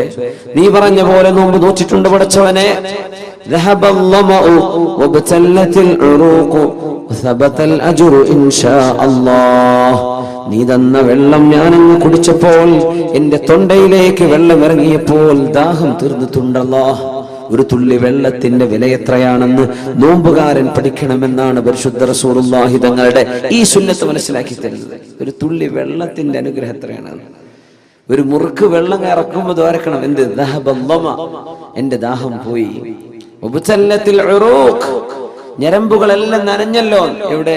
തൊണ്ടന്റെ മുഴുവൻ നനഞ്ഞിട്ടില്ല. അപ്പോഴും ദുആ ചെയ്യേണ്ടത് എന്താ? എന്റെ ഞരമ്പുകളൊക്കെ നനഞ്ഞു, എന്റെ തൊണ്ടയൊക്കെ നനഞ്ഞു, ആശ്വാസമായി. ഒരു തുള്ളി വെള്ളം, എത്ര വെള്ളം നമ്മൾ വേസ്റ്റ് ആക്കുന്നത്, എത്ര വെള്ളം നമ്മൾ മലിനമാക്കുന്നത്. ഒരു തുള്ളി വെള്ളം എത്തുമ്പോൾ ദുആ ചെയ്യണം, എന്റെ തൊണ്ട നനഞ്ഞല്ലോ അല്ലാഹ്, ഇത് നീ ചെയ്ത അനുഗ്രഹമാണ്, എന്റെ ഞരമ്പുകൾക്ക് നനവ് ലഭിച്ചല്ലോ പടച്ചോനെ. അങ്ങനെ പ്രാർത്ഥിക്കാൻ പറഞ്ഞിട്ടും നമ്മൾ അല്ലാഹുവേ ഈ നോമ്പ് നീ സ്വീകരിക്കണേ അല്ലാ എന്ന് ദുആ ചെയ്തിട്ടുണ്ടോ? അതാ ചോദിക്കുന്നത്. നമ്മൾ അങ്ങനെ ദുആ ചെയ്തിട്ടുണ്ടോ? നമ്മൾ മനസ്സറിച്ച് ചോദിക്കും. നാളത്തെ നോമ്പിൽ നിയ്യത്ത് വെക്കുന്നു, തലേന്ന് രാത്രി നിയ്യത്തൊക്കെ വെക്കുന്നുണ്ട്. പക്ഷെ ഇന്നലെ നോറ്റൊന്നും നീ സ്വീകരിച്ചോ പടച്ചോനെ? അത് നീ എന്നെ ഒന്ന് കബൂലാക്കിയിട്ടുണ്ടോ? ഇങ്ങനെ നമ്മൾ ആരാ ചിന്തിച്ചിട്ടുണ്ടോ? അങ്ങനെ നീ സ്വീകരിച്ചോ? കഅബാലയം പണിതുയർത്തിയപ്പോഴാണ് മഹാനായ ഇബ്രാഹിം നബി അലൈഹിസ്സലാം ദുആ ചെയ്യുന്നത്, നീ സ്വീകരിക്കണേ അല്ലാഹ്. നമ്മൾ പള്ളി പണി കഴിഞ്ഞാൽ വിചാരിക്കും പള്ളിയല്ലേ എന്തായാലും അല്ലാഹ് സ്വീകരിക്കുമെന്ന് ഉറപ്പല്ലേ? അല്ലല്ല, കഅബ ഉണ്ടാക്കിയപ്പോഴാണ് ചോദിച്ചത്. പള്ളി പണി ചെയ്തിട്ടും അല്ലാഹ് സ്വീകരിക്കാതിരിക്കാനൊക്കെ പറ്റും, അങ്ങനെയൊക്കെ ഉണ്ടാവും. തബൂക്ക് യുദ്ധം നടക്കുമ്പോഴാണ് മസ്ജിദുൽ ദിറാർ എന്ന് പറഞ്ഞൊരു പള്ളി ഉണ്ടാക്കിയത് മുനാഫിക്കീങ്ങൾ. പള്ളി തന്നെയായിരുന്നു. തബൂക്ക് യുദ്ധം കഴിഞ്ഞ് വരുമ്പോഴാണ് കേൾക്കുന്നത് മുനാഫിക്കുകൾ പുതിയ പള്ളി തുടങ്ങിയിട്ടുണ്ട്. 4 ആൾക്ക് വേണ്ടി ജുമാ ഏർപ്പാടൊക്കെ ഉണ്ട് നമ്മുടെ നാട്ടിൽ. 4 ആൾക്ക് വേണ്ടി ജുമഅത്തുള്ളി ഉണ്ടാക്കി. സുബ്ഹാനല്ലാഹ്. അന്ന് മദീനയിൽ അങ്ങനെ സംഭവിച്ചു. മസ്ജിദ് ദിറാർ. ഏറ്റവും വലിയ രസം എന്താ അറിയോ? ഉദ്ഘാടനത്തിന് നമ്മൾ തങ്ങന്മാരെ വിളിക്കൂലേ, പണക്കട സയ്യിദന്മാരെ വരട്ടെ, അള്ളാഹിന്റെ റസൂലിനെ വിളിച്ചു ഉദ്ഘാടനത്തിന്. ഉണ്ടാക്കിയതാരാ? പച്ചക്കാഫിർ മുനാഫിക്കുകൾ ഉണ്ടാക്കിയ പള്ളിക്ക് ഉദ്ഘാടനത്തിന് നബിയെ വിളിച്ചു. അല്ലാഹു ആയത്തിറക്കി, പറ്റൂല നബിയെ, ലാ തഖും ഫീഹി അബദാ ലമസ്ജിദുൻ ഉസ്സിസ അല തഖ്വാ മിൻ അവ്വൽ യൗമിൻ അഹഖു അൻ തഖൂമ ഫീഹി റിജാലുൻ യുഹിബ്ബൂന അൻ യതതഹറു വല്ലാഹു യുഹിബ്ബുൽ മുത്തഹിരീൻ. പോകരുത് നബിയെ, ലാ തഖും ഫീഹി അബദാ, ഒരിക്കലും അവിടെ പോയി നിസ്കരിക്കണ്ട, അങ്ങൊരിക്കലും ആ പള്ളിയിലേക്ക് കയറരുത് നബിയെ, ഇത് അല്ലാഹു സ്വീകരിക്കാത്ത പള്ളിയാണ്. മദീനയിൽ ആ പള്ളി കരിച്ചു കളയാൻ പറഞ്ഞു. ഫിത്ന ഉണ്ടാക്കിയതായിരുന്നു, പാർട്ടി ഗ്രൂപ്പ് ഉണ്ടാക്കാൻ. ലാ തഖും ഫീഹി അബദാ വല്ലദീന, ചില ആളുകൾ തഖദൂ മസ്ജിദൻ ദിറാറൻ, മുസ്ലിമീങ്ങളെ ബുദ്ധിമുട്ടാക്കാൻ ഉണ്ടാക്കിയത്. നിയ്യത്ത് എന്താ? അതിനനുസരിച്ച് കൂലി കിട്ടുള്ളൂ. അറബിന്റെ പൈസ കൊണ്ടൊന്നും ഉണ്ടാക്കിയിട്ടുണ്ടോ? നല്ല സ്വീകരിച്ചോളന്നില്ല. അറബിക്ക് കൂലി കിട്ടും, പക്ഷെ ഇവിടെ ഉണ്ടാക്കിയത് എന്തിനാന്ന് ആലോചിക്കണം. ഏത് വിഷയം അങ്ങനെയാണ്. ഇസ്ലാമിന്റെ വിഷയങ്ങളൊക്കെ നിയ്യത്തിന്മേല കിടക്കുന്നത്. പള്ളിന്റെ പെയിന്റും ചുരുക്കൊന്നുമല്ല, വലുപ്പവും മിനാരത്തിന്റെ ഹൈറ്റോ ഇതൊന്നും വിഷയമല്ല. അത് ഉണ്ടാക്കിയത് എന്തിനാണ്? ലക്ഷ്യം എന്താ? എന്തിനാ നമ്മൾ നോമ്പോറ്റത്? അല്ലാഹു നോക്കുന്നത്. എന്തിനു നമ്മളിത് ചെയ്തത്? എന്തിനു നമ്മൾ ഉംറ ചെയ്തു? എന്തിനു നമ്മൾ സത്യം പറഞ്ഞ് ജീവിക്കണം? എന്തിനു നമ്മൾ ആളുകളെ വഞ്ചിക്കാതെ ജീവിക്കുന്നു? എന്താ നമ്മുടെ ലക്ഷ്യം? ആ ലക്ഷ്യം നന്നായാൽ മാത്രമേ അല്ലാഹു കബൂലാക്കുന്നുള്ളൂ. അത് മാത്രമോ? കബൂലാക്കണേ എന്ന് ദുആ ചെയ്യണം. റബ്ബനാ തഖബ്ബൽ മിന്നാ, നീ ഞങ്ങളിൽ നിന്ന് സ്വീകരിക്കണേ അല്ലാഹ്. ഇനി അത് ദുആ ഇറക്കേണ്ട സമയമാണ്. പരിശുദ്ധ റമദാൻ യാത്ര പറഞ്ഞു പോവുകയാണ്. ഞാൻ ഇനി വരുമോ എന്നറിയില്ല, ഞാൻ വരുമ്പോൾ നിങ്ങൾ ഉണ്ടാകുമോ എന്നറിയില്ലെന്ന് റമദാൻ ഇങ്ങനെ പറയുന്ന പോലെ ഞാൻ പോവാണ്. റബ്ബനാ, അല്ലാഹുവേ, തഖബ്ബൽ മിന്നാ, നീ ഞങ്ങളിൽ നിന്ന് സ്വീകരിക്കണേ എന്ന് ദുആ ചെയ്യാൻ പഠിപ്പിച്ചു അല്ലാഹുവിന്റെ റസൂലിന്റെ വല്ലിപ്പയായ ഇബ്രാഹിം നബി അലൈഹിസ്സലാം. കഅബ ഉണ്ടാക്കിയപ്പോഴാണ് ദുആ ഇരുന്നത്. അതിൽ ഏറ്റവും വലിയ അത്ഭുതം, കഅബ ഉണ്ടാക്കി പിന്നെ എന്തിനാ ദ്വാരക്കേണ്ടത്? കഅബ അള്ളാഹിന്റെ, അള്ളാഹ് ഉണ്ടാക്കാൻ പറഞ്ഞു. അള്ളാഹു കൊണ്ടുവന്നത് ഇബ്രാഹിം നബിയെ ഫലസ്തീനിൽ നിന്ന് മക്കയിലേക്ക്, കുറെ മലകളുടെ ഇടയിൽ. എവിടെയാണ് കഅബ എന്നറിയോ? ഇല്ല. കുറെ കാക്കകളെ പറഞ്ഞു വെച്ചു. ആ കാക്കകളെ കാണുമ്പോൾ നോക്കണം താഴേക്ക്, അവിടെ ഉറുമ്പുണ്ടാകും. അടയാളങ്ങൾ പറഞ്ഞെടുത്തു, മേഘം ഇറക്കി കൊടുത്തു. അതിൻ്റെ ഒക്കെ പരിസരത്ത് തപ്പി നോക്കിയാൽ ഒരു ഫൗണ്ടേഷൻ കാണും. അതിനടുത്തേക്ക് കഅബാലയത്തിന്റെ ചുമരുകൾ എന്ന്. അത് അള്ളാഹുവിന്റെ മുഴുവൻ ഡിവൈൻ ഇൻസ്പിറേഷൻ, അള്ളാഹു നൽകുന്ന ഡിവൈൻ റെവലേഷൻ, അള്ളാഹുവിന്റെ വഹി അനുസരിച്ച് ചെയ്ത പള്ളിയാണ്. എന്നിട്ടും ഇബ്രാഹിം നബി എന്താ പറഞ്ഞെന്നറിയോ? റബ്ബനാ, ഞങ്ങളുടെ രക്ഷിതാവേ, തഖബ്ബൽ മിന്നാ, ഇത് ഞങ്ങളിൽ നിന്ന് സ്വീകരിക്കണേ അല്ലാഹ്. അള്ളാഹു നമ്മുടെ നോമ്പൊക്കെ സ്വീകരിക്കട്ടെ. നമ്മുടെ റമദാൻ അള്ളാഹു കബൂൽ ചെയ്യട്ടെ. നമ്മൾ ചെയ്ത ദാനധർമ്മങ്ങൾ അള്ളാഹു സ്വീകരിക്കട്ടെ. നമ്മുടെ പ്രാർത്ഥനകൾ അള്ളാഹു സ്വീകരിക്കട്ടെ. അള്ളാഹു നമുക്ക് പുറത്തു തരട്ടെ. ആമീൻ യാ റബ്ബൽ ആലമീൻ. റബ്ബനാ തഖബ്ബൽ മിന്നാ ഇന്നക അൻതസ് സമീഉൽ അലീം. എല്ലാം അറിയുന്ന പടച്ചവനെ, നീ ഞങ്ങളിൽ നിന്ന് കബൂലാക്കണമേ. ഇന്നമാ യതഖബ്ബലുല്ലാഹു മിനൽ മുത്തഖീൻ. അല്ലാഹുവിനെ സൂക്ഷ്മതയോടുകൂടെ ജീവിക്കുന്നവരിൽ നിന്നേ അല്ലാഹു സ്വീകരിക്കുന്നുള്ളൂ. അതാ വിഷയം. സൂക്ഷ്മതയുള്ളവരിൽ നിന്നേ അല്ലാഹു സ്വീകരിക്കുന്നുള്ളൂ. അല്ലാത്തതൊക്കെ നോമ്പോറ്റോ, ആ നോറ്റു, നിസ്കരിച്ചു, ഇത് ഫയലിൽ സ്വീകരിക്കോ? സ്വീകരിക്കാൻ പറ്റൂല. നമുക്ക് പരിഗണിക്കാൻ പറ്റൂല, പരിഗണനയ്ക്ക് എടുക്കൂല. സംഭവമൊക്കെ നിസ്കരിച്ചു. അല്ലാഹു ചില ആളുകളെ സംബന്ധിച്ച് പറഞ്ഞു തങ്ങൾ,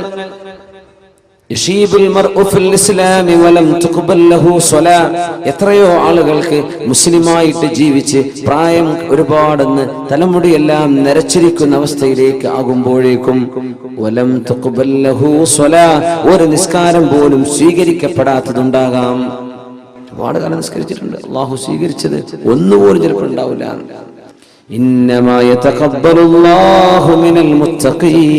അല്ലാഹുവിനെ ഭയപ്പെടുന്നവരിൽ നിന്നേ അല്ലാഹു തആല അമലുകൾ സ്വീകരിക്കുന്നുള്ളൂ.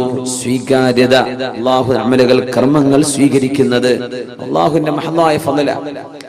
ഇഖ്ലാസ് എന്ന് പറയുന്ന സംഗതി ഉണ്ടല്ലോ, ഞാൻ ഇഖ്ലാസോടുകൂടെ പറയാണ്, അങ്ങനെ പറയാൻ പാടില്ല എന്നാണ് ഞാൻ പറയണമെന്ന് പറഞ്ഞാൽ മതി. ഇഖ്ലാസ് പടച്ചവന് മാത്രമേ അറിയുള്ളൂ. വളരെ ആത്മാർത്ഥമായിട്ട് പ്രവർത്തിക്കുന്ന ആളാണ്, അങ്ങനെയല്ല, ദീനിന് വേണ്ടി പ്രവർത്തിക്കുന്ന ആളാണ്. ആത്മാർത്ഥത ഉണ്ടോ ഇല്ലേ, അത് അല്ലാഹുവിന് മാത്രമേ അറിയുള്ളൂ. മലക്കുകൾക്ക് എഴുതി വെക്കാൻ പറ്റാത്ത സംഗതിയാണ് ഇഖ്ലാസ്. മലക്കുകൾക്ക് എഴുതി വെക്കാൻ കിട്ടൂല. നമ്മൾ 10 രൂപ കൊടുത്തു, ആ കൊടുത്തത് പത്രത്തിന് ഫോട്ടോ വരാനാ. നമ്മുടെ മലബാർ വാസ്തിയിലോ ഉത്തരദേശത്തിലോ ഏതെങ്കിലും ഒരു പത്രത്തിൽ ഫോട്ടോ വരണം നമ്മളെ കൊടുക്കണത്. അതിനെ കവറൊക്കെ ഉണ്ടാക്കി കുറച്ച് പൈസ ഒക്കെ ചെലവാക്കിയത്. പൈസ കൊടുക്കുക, സംഭാവന ചെയ്തിട്ടുണ്ടെന്ന് മലക്കൾ രേഖപ്പെടുത്തും. റമദാൻ മാസം 28 അന്ന് വൈകുന്നേര സമയം ഇതാ ഒരു സംഭാവന ചെയ്തിട്ടുണ്ട്, ഫുലാൻ ഇബ്നു ഫുലാൻ. നാളെ അള്ളാഹു എടുത്തിട്ട് ചോദിക്കുന്ന, നീ ചെയ്തത് ഇതിനല്ലേ? അതവിടെ കഴിഞ്ഞു, അവിടെ പ്രിന്റ് ചെയ്ത് വന്നു, ആൾക്കാരൊക്കെ വായിച്ചു, ഇനി ഇവിടെ ഒന്നുമില്ല. എന്തുകൊണ്ട് മലക്കുകൾ അത് എഴുതി വെച്ചു എന്നാണ്? മലക്കുകൾക്ക് അറിയൂല മനസ്സിന്റെ ഉള്ളിൽ നിയ്യത്ത് എന്താണ്, അത് അള്ളാഹുവിന് മാത്രമേ അറിയൂ. അതുകൊണ്ടാണ് ഒരാളും എനിക്ക് ഇഖ്ലാസ് ഉണ്ട് എന്ന് പറയരുതെന്ന് പറയാൻ കാരണം. പറയണ്ട, അവിടെ ഉണ്ടായാൽ മതി, പറയേണ്ട ആവശ്യമില്ല. ഞാൻ ആത്മാർത്ഥമായിട്ട് അഭ്യർത്ഥിക്കുകയാണ്, അങ്ങനെയൊന്നും പറയണ്ട. ഞാൻ ആത്മാർത്ഥമായിട്ട് പറയാണ്, ഞാൻ പറയണമെന്ന് പറഞ്ഞാൽ മതി. അത് ആത്മാർത്ഥത ഉണ്ടോ ഇല്ലേ എന്ന് പടച്ചവൻ അറിയും, പടച്ചവൻ അറിയിച്ചു കൊടുക്കുന്നവർക്ക് അറിയും. ക്ലെയിം ചെയ്യാൻ പാടില്ല, ഞാനത് ചെയ്തിട്ടുണ്ടെന്ന് ക്ലെയിം ചെയ്യാൻ പാടില്ല. ഞാൻ ആത്മാർത്ഥമായിട്ടാണ്. നമുക്ക് ആർക്കും അറിയില്ല, ഒരു മനുഷ്യനും അറിയാൻ പറ്റില്ല.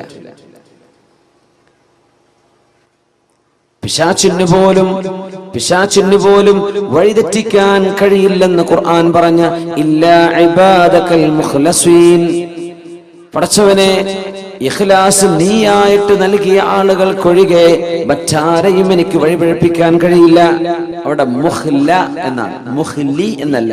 മുഖ്ലിസുണ്ട്, മുഖ്ലിസീനുണ്ട്, മുഖ്ലസീൻ. ഇവിടെ മുഖ്ലിസീൻ എന്ന് പറഞ്ഞാൽ ആത്മാർത്ഥത നമ്മളായിട്ടാണ് ചെയ്തു തുടങ്ങുകയാണ്. അങ്ങനത്തെ ആളുകൾ ഉഷാറന്നെ. മുഖ്ലസ്, അല്ലാഹു അവർക്ക് ആത്മാർത്ഥത ഇറക്കി കൊടുത്തിട്ടുണ്ട്. അങ്ങനത്തെ അത് വലിയ ഭാഗ്യവാന്മാരാണ്. കർമ്മങ്ങളിൽ അള്ളാഹുവിന് വേണ്ടി ചെയ്യുന്നവർ, അള്ളാഹുവിന് വേണ്ടി കർമ്മം ചെയ്തവർ, എന്റെ റബ്ബനിക്ക് കൂലി തരണം എന്ന് ആഗ്രഹിച്ച് ചെയ്തവർ. ഒരു പെണ്ണ് വന്ന് പറഞ്ഞു, യാ റസൂലല്ലാഹ് ഇന്നലി ഖറാബതൻ, എനിക്ക് ചില ബന്ധുക്കളുണ്ട് നബിയേ, അസ്ലുഹും വയഖ്തഊനി, ഞാൻ അവരോട് സ്നേഹബന്ധത്തിലാണ്, ഞാൻ അവരെ സ്നേഹത്തോടെയാണ് അവരോട് പെരുമാറുന്നത്. അവരെന്നോട് വിഷമുള്ളതേ പറയൂ, ഞാൻ അവരോട് അടുക്കണമെന്നാ നോക്കുന്നത്, അവരെന്നോട് അകലാനാണ് ശ്രമിക്കുന്നത് നബിയെ.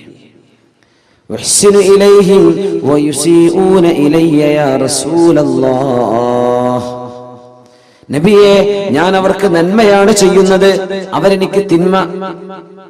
സുബ്ഹാനല്ലാഹ്. തൊട്ടടുത്ത അയൽപക്കക്കാരാവാം, നോമ്പുറക്കാനുള്ള സാധനങ്ങളൊക്കെ 10 ഇറച്ചിയൊക്കെ കൊണ്ടേ കൊടുക്കും, അങ്ങോട്ട് ഇങ്ങോട്ട് അവിടുത്തെ വേസ്റ്റ് ഒക്കെ മുറ്റത്തേക്ക് ഇടുന്നു. അതപ്പോ പറഞ്ഞതിന്റെ അർത്ഥം ഒരു ഉദാഹരണം പറയാം. അങ്ങോട്ട് ചെയ്യുന്നത് നന്മയാണ്, ഇങ്ങോട്ട് ഉപദ്രവമാണ് നബിയെ. അഹ്ലുമു അലൈഹിം വയജ്ഹലൂന അലയ്യ. ഇതൊരു സ്വഹാബിയാണ് പറഞ്ഞതെന്നും ഹദീസിലുണ്ട്, ഒരാണാണ്. നബിയെ, ഞാൻ അവരോട് ബുദ്ധി ഉപയോഗിച്ചുകൊണ്ടാണ് പെരുമാറുന്നത്, ക്ഷമയോടുകൂടെയാണ് പെരുമാറുന്നത്. അവരാണെങ്കിലോ വിവരക്കേട് എന്നോട് കാണിക്കുന്നുണ്ട് നബിയെ, ഞാൻ എന്ത് ചെയ്യണം? നമ്മളാണെങ്കിൽ ഇപ്പൊ എന്താ ചെയ്യാ? ഈ പരാതി പോയി പറയാൻ നോക്കുവോ? ഉസ്താദന്മാരോട് പോയി ചോദിക്കാൻ നോക്കുവോ? നമ്മൾ തീരുമാനം എടുത്ത് കഴിഞ്ഞിട്ടുണ്ടാവും. അപ്പോഴേക്കും ഹബീബായ റസൂലുള്ളാഹി സ്വല്ലല്ലാഹു അലൈഹി വസല്ലം തങ്ങൾ പറഞ്ഞു, ലാ യസാലു, നിങ്ങൾ ചെയ്ത പോലെ തന്നെ തുടരുക, നിങ്ങൾ ചെയ്യുന്ന നന്മ തുടർന്നുകൊണ്ടേയിരിക്കുക. ലാ യസാലു ലക മിനല്ലാഹി മുഹീർ മാ ദുംത, നിങ്ങൾ ഇങ്ങനെ ചെയ്തുകൊണ്ടിരിക്കെ അല്ലാഹുവിൽ നിന്ന് സഹായം നിങ്ങൾക്ക് അല്ലാഹു നൽകിക്കൊണ്ടിരിക്കും. ഇൻ കാന കമാ ഖുൽത് ഫകഅന്നമാ തുസിഫുഹുൽ മല്ല, നിങ്ങൾ അവർക്ക് വെണ്ണീർ തീറ്റിക്കുന്നതിന് തുല്യമാണത്. നിങ്ങൾ കൊടുക്കുന്ന നന്മ അവർക്ക് പരിപോഷണം കിട്ടുന്നില്ല. ഭക്ഷണത്തിന് പകരം വെണ്ണീർ തിന്നുന്ന പോലെയാണ്. അതല്ല, അവർക്ക് നരകം തീ കിട്ടാൻ മാത്രം ശിക്ഷയുള്ള അത്രയും ഗുരുതരമായ തെറ്റാണ് അവർ നിങ്ങളോട് ചെയ്തുകൊണ്ടിരിക്കുന്നത്. നിങ്ങൾ അങ്ങോട്ട് നല്ല നിലക്ക് പെരുമാറിക്കോ. എന്തേ? നിങ്ങൾ ചെയ്യുന്ന പ്രവർത്തനം എന്തിനാ? അള്ളാഹുവിൽ നിന്ന് കൂലി കിട്ടാനാണ്. അല്ലാതെ ഭക്ഷണം കൊടുക്കുമ്പോഴേക്കും അവരെ കാണുമ്പോൾ ചിരിക്കണം, അതിനല്ല. നമ്മൾക്ക് അവർ കുറച്ച് ഇഫ്താർ കിറ്റ് കൊണ്ടുപോയി കൊടുത്തു, പിന്നെ നമ്മൾ എഴുന്നേറ്റിക്കണം. നോ നോ നോ നോ, അതിനൊന്നും ചെയ്യണ്ടേ. അതൊക്കെ വേസ്റ്റായി പോകും, പൈസ ഒക്കെ നഷ്ടപ്പെടും. നമ്മൾ ചെയ്യുന്നത് അള്ളാഹുവിൽ നിന്ന് കൂലി കിട്ടാനാണ്. അവരിങ്ങോട്ട് പെരുമാറുന്നത് മോശമാണ്. എന്നിട്ടും റബ്ബേ, ഞാൻ അവരോട് ചെയ്യുന്ന നന്മ നീ എനിക്ക് കൂലി തരാനാണ്. മഹദി ആയിഷത്തു സിദ്ദീഖ റളിയല്ലാഹു അൻഹ, നബി തങ്ങളുടെ പുന്നാര ഭാര്യയല്ലേ, സിദ്ദീഖിന്റെ പുന്നാര മോൾ ആയിഷത്തു സിദ്ദീഖ, ആയിഷ ബിൻതു സിദ്ദീഖ് അസ്-സിദ്ദീഖത്തു ആയിഷത്തു സിദ്ദീഖ റളിയല്ലാഹു അൻഹയെ സംബന്ധിച്ച് കപട വിശ്വാസികളായ ആളുകൾ അല്ലാഹുവിന്റെ റസൂലിന്റെ കുടുംബത്തെ അപമാനപ്പെടുത്തുന്ന വാർത്തകൾ പറഞ്ഞു വരുത്തിയപ്പോ സിദ്ദീഖ് റളിയല്ലാഹു അൻഹു ചെലവ് പുലർത്തുന്ന, സഹായം ചെയ്തിരുന്ന തന്റെ അമ്മായിയുടെ മകൻ മിസ്തഹ് ഇബ്നു ഉസാസ റളിയല്ലാഹു അൻഹു എന്ന പാവമായ ഒരു സ്വഹാബി, ആ സ്വഹാബിക്ക് ജീവിക്കാനുള്ള വക കൊടുക്കുന്നത് ആരാണ്? സിദ്ദീഖ് റളിയല്ലാഹു അൻഹു ആണ്. ആയിഷ ബീവി റളിയല്ലാഹു അൻഹയെ സംബന്ധിച്ചും സഫ്വാൻ ഇബ്നു മുഅത്തിൽ റളിയല്ലാഹു അൻഹുവിനെ കുറിച്ചും വേണ്ടാത്തത്, പറയാൻ പാടില്ലാത്തത് കപട വിശ്വാസികൾ പറഞ്ഞു വരുത്തിയപ്പോൾ ആ വാക്കുകൾ ഏറ്റുപറഞ്ഞു പോയി. ചില ആളുകൾ ഏറ്റുപറഞ്ഞു പോയി, അതിൽ പെട്ടുപോയിട്ടുണ്ട്. ഹംന ബിൻതു ജഹ്ഷ് റളിയല്ലാഹു അൻഹ അതിൽ പെട്ടുപോയിട്ടുണ്ട്. ഹസ്സാൻ ഇബ്നു സാബിത്ത് റളിയല്ലാഹു അൻഹു അതിൽ പെട്ടുപോയിട്ടുണ്ട്. ഈ സ്വഹാബി മഹാനായ അബൂബക്കർ സിദ്ദീഖ് റളിയല്ലാഹു അൻഹുവിന്റെ അമ്മായിയുടെ മകൻ മിസ്തഹ് ഇബ്നു ഉസാസ, അവർക്കൊക്കെ 80 വീതം അടിക്കപ്പെട്ടു. വ്യഭിചാര ആരോപണം ഒരാൾ തെളിവുകളില്ലാതെ പറഞ്ഞാൽ, തെളിവെന്ന് പറഞ്ഞാൽ 4 സാക്ഷികൾ പച്ചയിൽ കാണുന്ന രീതിയിൽ വിഷയം കാണാതെ വെറുതെ ആരോപണം ഉന്നയിച്ചാൽ ഇസ്ലാമിന്റെ കോടതി അവർക്ക് 80 സ്ലാബ്സ് 80 അടിക്കപ്പെടുന്നു. 80 വീതം അടി ഖദ്ഫിന്റെ ശിക്ഷയാണ്. സിദ്ദീഖ് റളിയല്ലാഹു അൻഹു പറഞ്ഞു, എന്റെ പൊന്നാര മോൾ, എന്റെ ഹബീബിന്റെ ഭാര്യ, എന്റെ കണ്ണിലുണ്ണിയായ റസൂലിന്റെ കുടുംബിനി, അതും എന്റെ മോൾ ആയിഷ ബീവി റളിയല്ലാഹു അൻഹയെ കുറിച്ച് അരുതാത്തത് ആളുകൾ പറഞ്ഞപ്പോ ഏറ്റുപറഞ്ഞു പോയ മിസ്തഹിന് ഇനി ഞാൻ ഭക്ഷണം കൊടുക്കൂല. നമ്മളാണെങ്കിൽ അങ്ങനല്ലേ തീരുമാനിക്കുക. നമ്മുടെ സ്വന്തം മോള്, നമ്മളെ വളരെ വേണ്ടപ്പെട്ട ഒരാൾ, നമ്മുടെ കൂടെ കഴിയുന്ന ആൾ, നമ്മുടെ വീട്ടിൽ നിന്ന് ചോറ് വെച്ച് പോകുന്ന ആള്, നമ്മുടെ മോൾക്കൊരു കല്യാണം വന്നപ്പോ അത് മുടക്കി. പടച്ചോനെ, ഇവനത് ചെയ്തല്ലോ റബ്ബേ, സ്വന്തം പുരക്കാരത് ചെയ്തല്ലോ, സ്വന്തം വീട്ടുകാരത് ചെയ്തല്ലോ. ഭയങ്കര വിഷമമുണ്ടാവും, ഭയങ്കര വിഷമമുണ്ടാവും. ഈ സ്വന്തക്കാര് ചെയ്യുമ്പോൾ ഭയങ്കര വിഷമമുണ്ടാവും. ഈ വിഷമാണ് ഇപ്പൊ അള്ളാഹുവിന്റെ ശിക്ഷയിലൊക്കെ കാണുന്നത്. നമ്മൾ അള്ളാന്റെ സ്വന്തക്കാരാണ്, നമ്മൾ മുസ്ലിമീങ്ങളാണ്. അതുകൊണ്ട് നമുക്ക് ശിക്ഷ വരുമ്പോൾ ഭയങ്കര അടിയാ വരിക. അതുകൊണ്ടാണ് സുനാമിയിലൊക്കെ ലക്ഷങ്ങൾ മരിച്ചത്. അമേരിക്കയിൽ വരുന്നുണ്ട് കത്രീനൊക്കെ, നല്ല ചുരുക്കുള്ള പേരാണ് കത്രീന. കൊടുങ്കാറ്റ് അവിടെ അടിക്കുന്നുണ്ട്. മുസ്ലിം രാജ്യങ്ങളിൽ കൊടുങ്കാറ്റ് അടിച്ചാൽ മരിക്കുന്നത് ലക്ഷങ്ങളായിരിക്കും. എന്നാ കാഫറുകളുടെ രാജ്യത്ത് അടിക്കുമ്പോൾ മരിക്കുന്നത് എത്രയാ? 7 പേർ. ശക്തമായ കൊടുങ്കാറ്റ് എത്ര പേര് മരിച്ചു? 2 ആൾക്ക് ആൾനാശം, 2-3 കാറ് മറിഞ്ഞു. എവിടെ? ഇസ്ലാമിന്റെ ശത്രുക്കളുടെ നാട്ടിൽ. ഇന്തോനേഷ്യയിൽ, മലേഷ്യയിൽ, മുസ്ലിം രാജ്യങ്ങളിൽ സുനാമി വന്നപ്പോൾ എത്ര മരിച്ചെന്നറിയോ? ദശലക്ഷക്കണക്കിന് ആൾക്കാർ. അല്ലാമ ഇഖ്ബാൽ ഇതിനെപ്പറ്റി ഇങ്ങനെ ചോദിച്ച ചില വാക്കുകളാണ് ഷിഖ്വ എന്ന് പറഞ്ഞ കാവ്യഖണ്ഡത്തിലുള്ളത്. ഷിഖ്വ, ജവാബെ ഷിഖ്വ, കുല്ലിയാത്ത് ഇഖ്ബാൽ. എന്താ കുറച്ചുകൂടി ഞങ്ങളെ വല്ലാണ്ട് അടിക്കുന്നത്? ശത്രുക്കൾ അടിക്കുമ്പോൾ മെല്ലെ അടിക്കുന്നുള്ളൂ, ഞങ്ങളെ വല്ലാണ്ട് അടിക്കുന്നുണ്ടല്ലോ. അത് നമ്മൾ ഈ ഗസയിലൊക്കെ കാണുന്നത്. നിങ്ങൾ ഞാൻ പറഞ്ഞ പോലെ ജീവിക്കുമെന്ന് പറഞ്ഞു നടക്കുന്ന ആൾക്കാരാണ്. ശത്രുക്കളെ അവരെ ഞാൻ കുറച്ചു കാലത്തേക്ക് ഇവിടെ വെക്കുന്നുണ്ട്. അവരെന്റെ അടുത്തേക്ക് വരാനുള്ളവരാ, അവരെ ഞാൻ കൈകാര്യം ചെയ്തോളാം. നിങ്ങൾ എന്റെ ആളുകളാ. സ്വന്തക്കാരിങ്ങനെ ചെയ്യേ, സ്വന്തക്കാരെ നിങ്ങൾ തോന്നിവാസം ചെയ്തെന്നാ വിടൂല. അതാണ് പോലീസുകാരൻ പരിചയമുള്ള ആളാണെങ്കിൽ 4 അടി ഏറെ കിട്ടുമെന്ന് പറയുന്ന പോലെയാണ്. അങ്ങനെയാണ്. നമ്മൾ തെറ്റ് ചെയ്യുമ്പോൾ ഗുരുതരമാണ്. നമ്മളിത് ബോധമുള്ള ആളുകളാണ്. നമ്മളിത് ചെയ്യാൻ പാടില്ല. മഹാനായ സിദ്ദീഖ് റളിയല്ലാഹു അൻഹുവിനെ ബഹുമാനപ്പെട്ടവരുടെ മനസ്സ് വേദനിപ്പിച്ച സംഭവത്തിൽ ബഹുമാനപ്പെട്ടവർ സത്യം ചെയ്തു പറഞ്ഞു, ഞാൻ ഇനി ഒരിക്കലും മിസ്തഹിന് സഹായം ചെയ്യൂല. ശുദ്ധ ഖുർആൻ ആയത്തിറങ്ങിയില്ലേ, ബിസ്മില്ലാഹിർ റഹ്മാനിർ റഹീം. ولا يأتل أولو الفضل منكم والسعة أن يؤتوا أولي القربى والمساكين والمهاجرين في سبيل الله وليعفوا وليصفحوا ألا تحبون أن يغفر الله لكم والله غفور رحيم. ولا يأتل أولو الفضل منكم والسعة. നിങ്ങളിൽ അല്ലാഹു സൗകര്യങ്ങളും സമ്പത്തും നൽകിയ ആളുകൾ സത്യം ചെയ്ത് പറയരുത്. സ്വന്തം ബന്ധുക്കളെ, മിസ്കീന്മാരെ, അല്ലാഹുവിന്റെ മാർഗത്തിൽ ജിഹാദ് ചെയ്ത, ധർമ്മസമരം ചെയ്ത, ഹിജ്റ ചെയ്ത ആളുകൾക്ക് ഇനി ഞാൻ കൊടുക്കില്ലെന്ന് നിങ്ങൾ പറയല്ലേ. അലാ തുഹിബ്ബൂന അൻ യഗ്ഫിറല്ലാഹു ലക്കും വൽയഅഫൂ വൽയസ്ഫഹൂ. നിങ്ങൾക്ക് മാപ്പ് ചെയ്തു കൊടുത്തൂടെ, എന്നേക്കുമായി പുറത്തു കൊടുത്തൂടെ. അലാ തുഹിബ്ബൂന അൻ യഗ്ഫിറല്ലാഹു ലക്കും. അല്ലാഹു നിങ്ങൾക്ക് പുറത്തു തരാൻ നിങ്ങൾ ഇഷ്ടപ്പെടുന്നില്ലയോ?